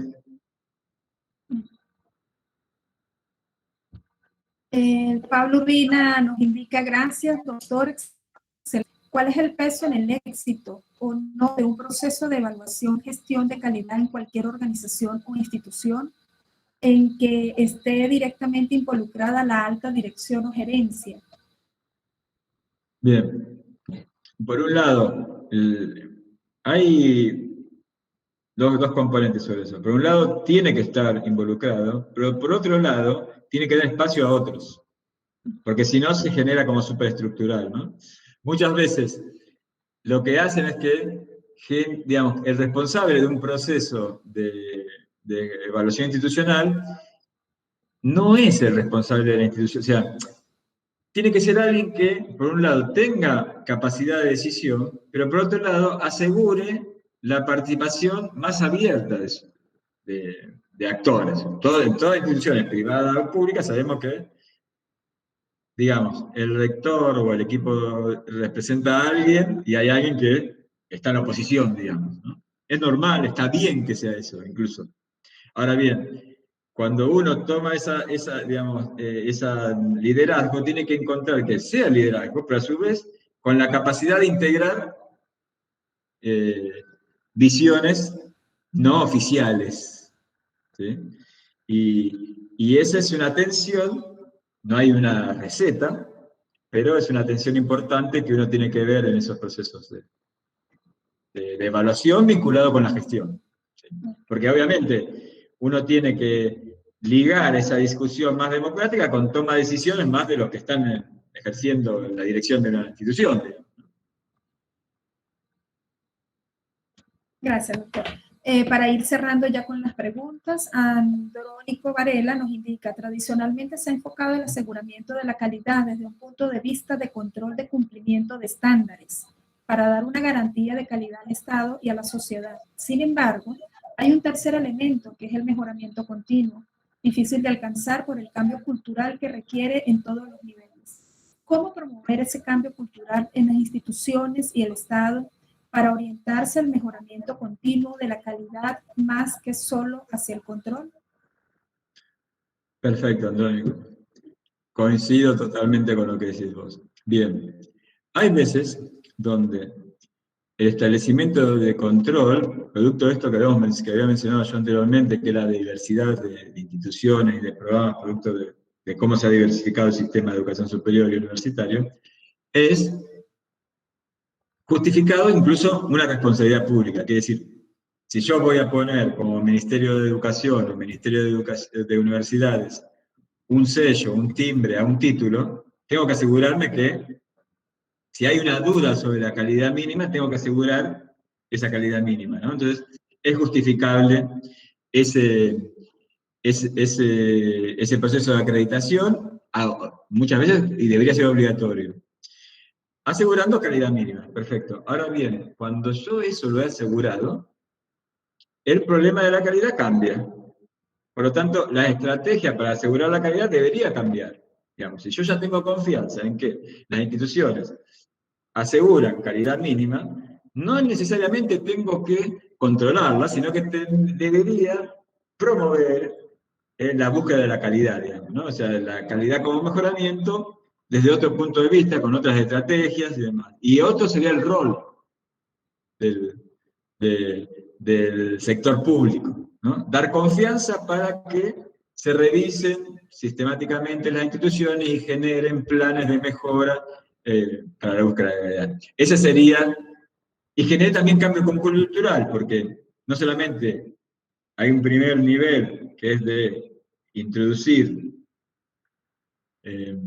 procesos de revisión formativa, y otro, más sofisticado, que es introducir la cultura de la calidad, que es decir, no es que yo te doy, como yo te fomento las autoevaluaciones, vos las haces, sino que las incorporás por cultura de gestión institucional, ¿sí? Y es como un escalón más dentro de los procesos de mejora, digamos, más sofisticado, más difícil, y que implica, por ejemplo, promover unidades internas en las instituciones que sistemáticamente, como estas eran las instituciones de investigación, las unidades de investigación institucional, perdón, en Estados Unidos, sistemáticamente produzcan información para la revisión sistemática de los planes de estudio, o revisen las estrategias para evaluar los planes de estudio, las instituciones y demás, las planificaciones estratégicas, etcétera, etcétera.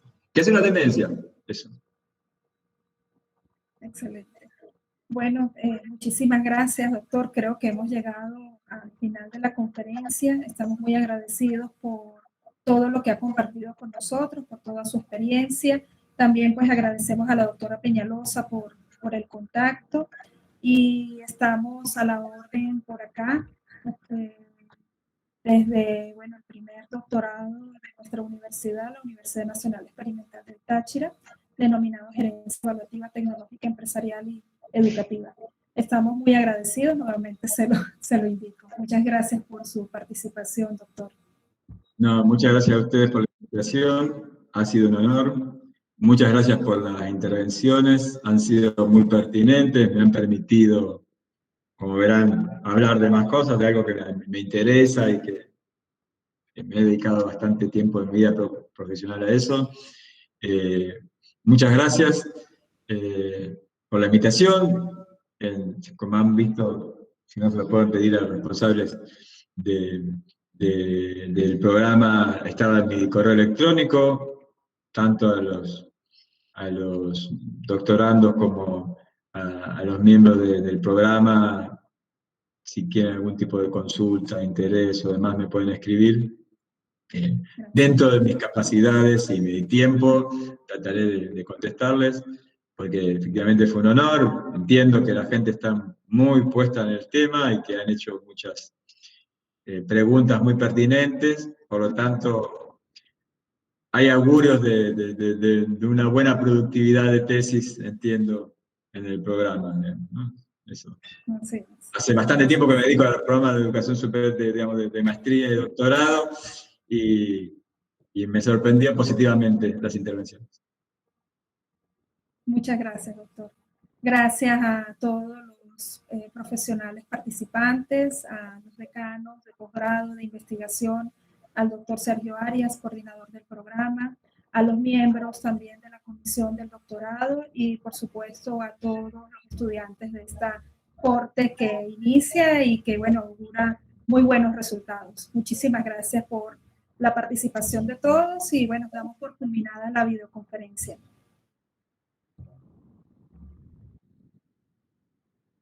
Muchas gracias. Gracias, doctor. Saludos de Buenos Aires, cuídense. Igualmente, saludos desde Venezuela, desde San Cristóbal.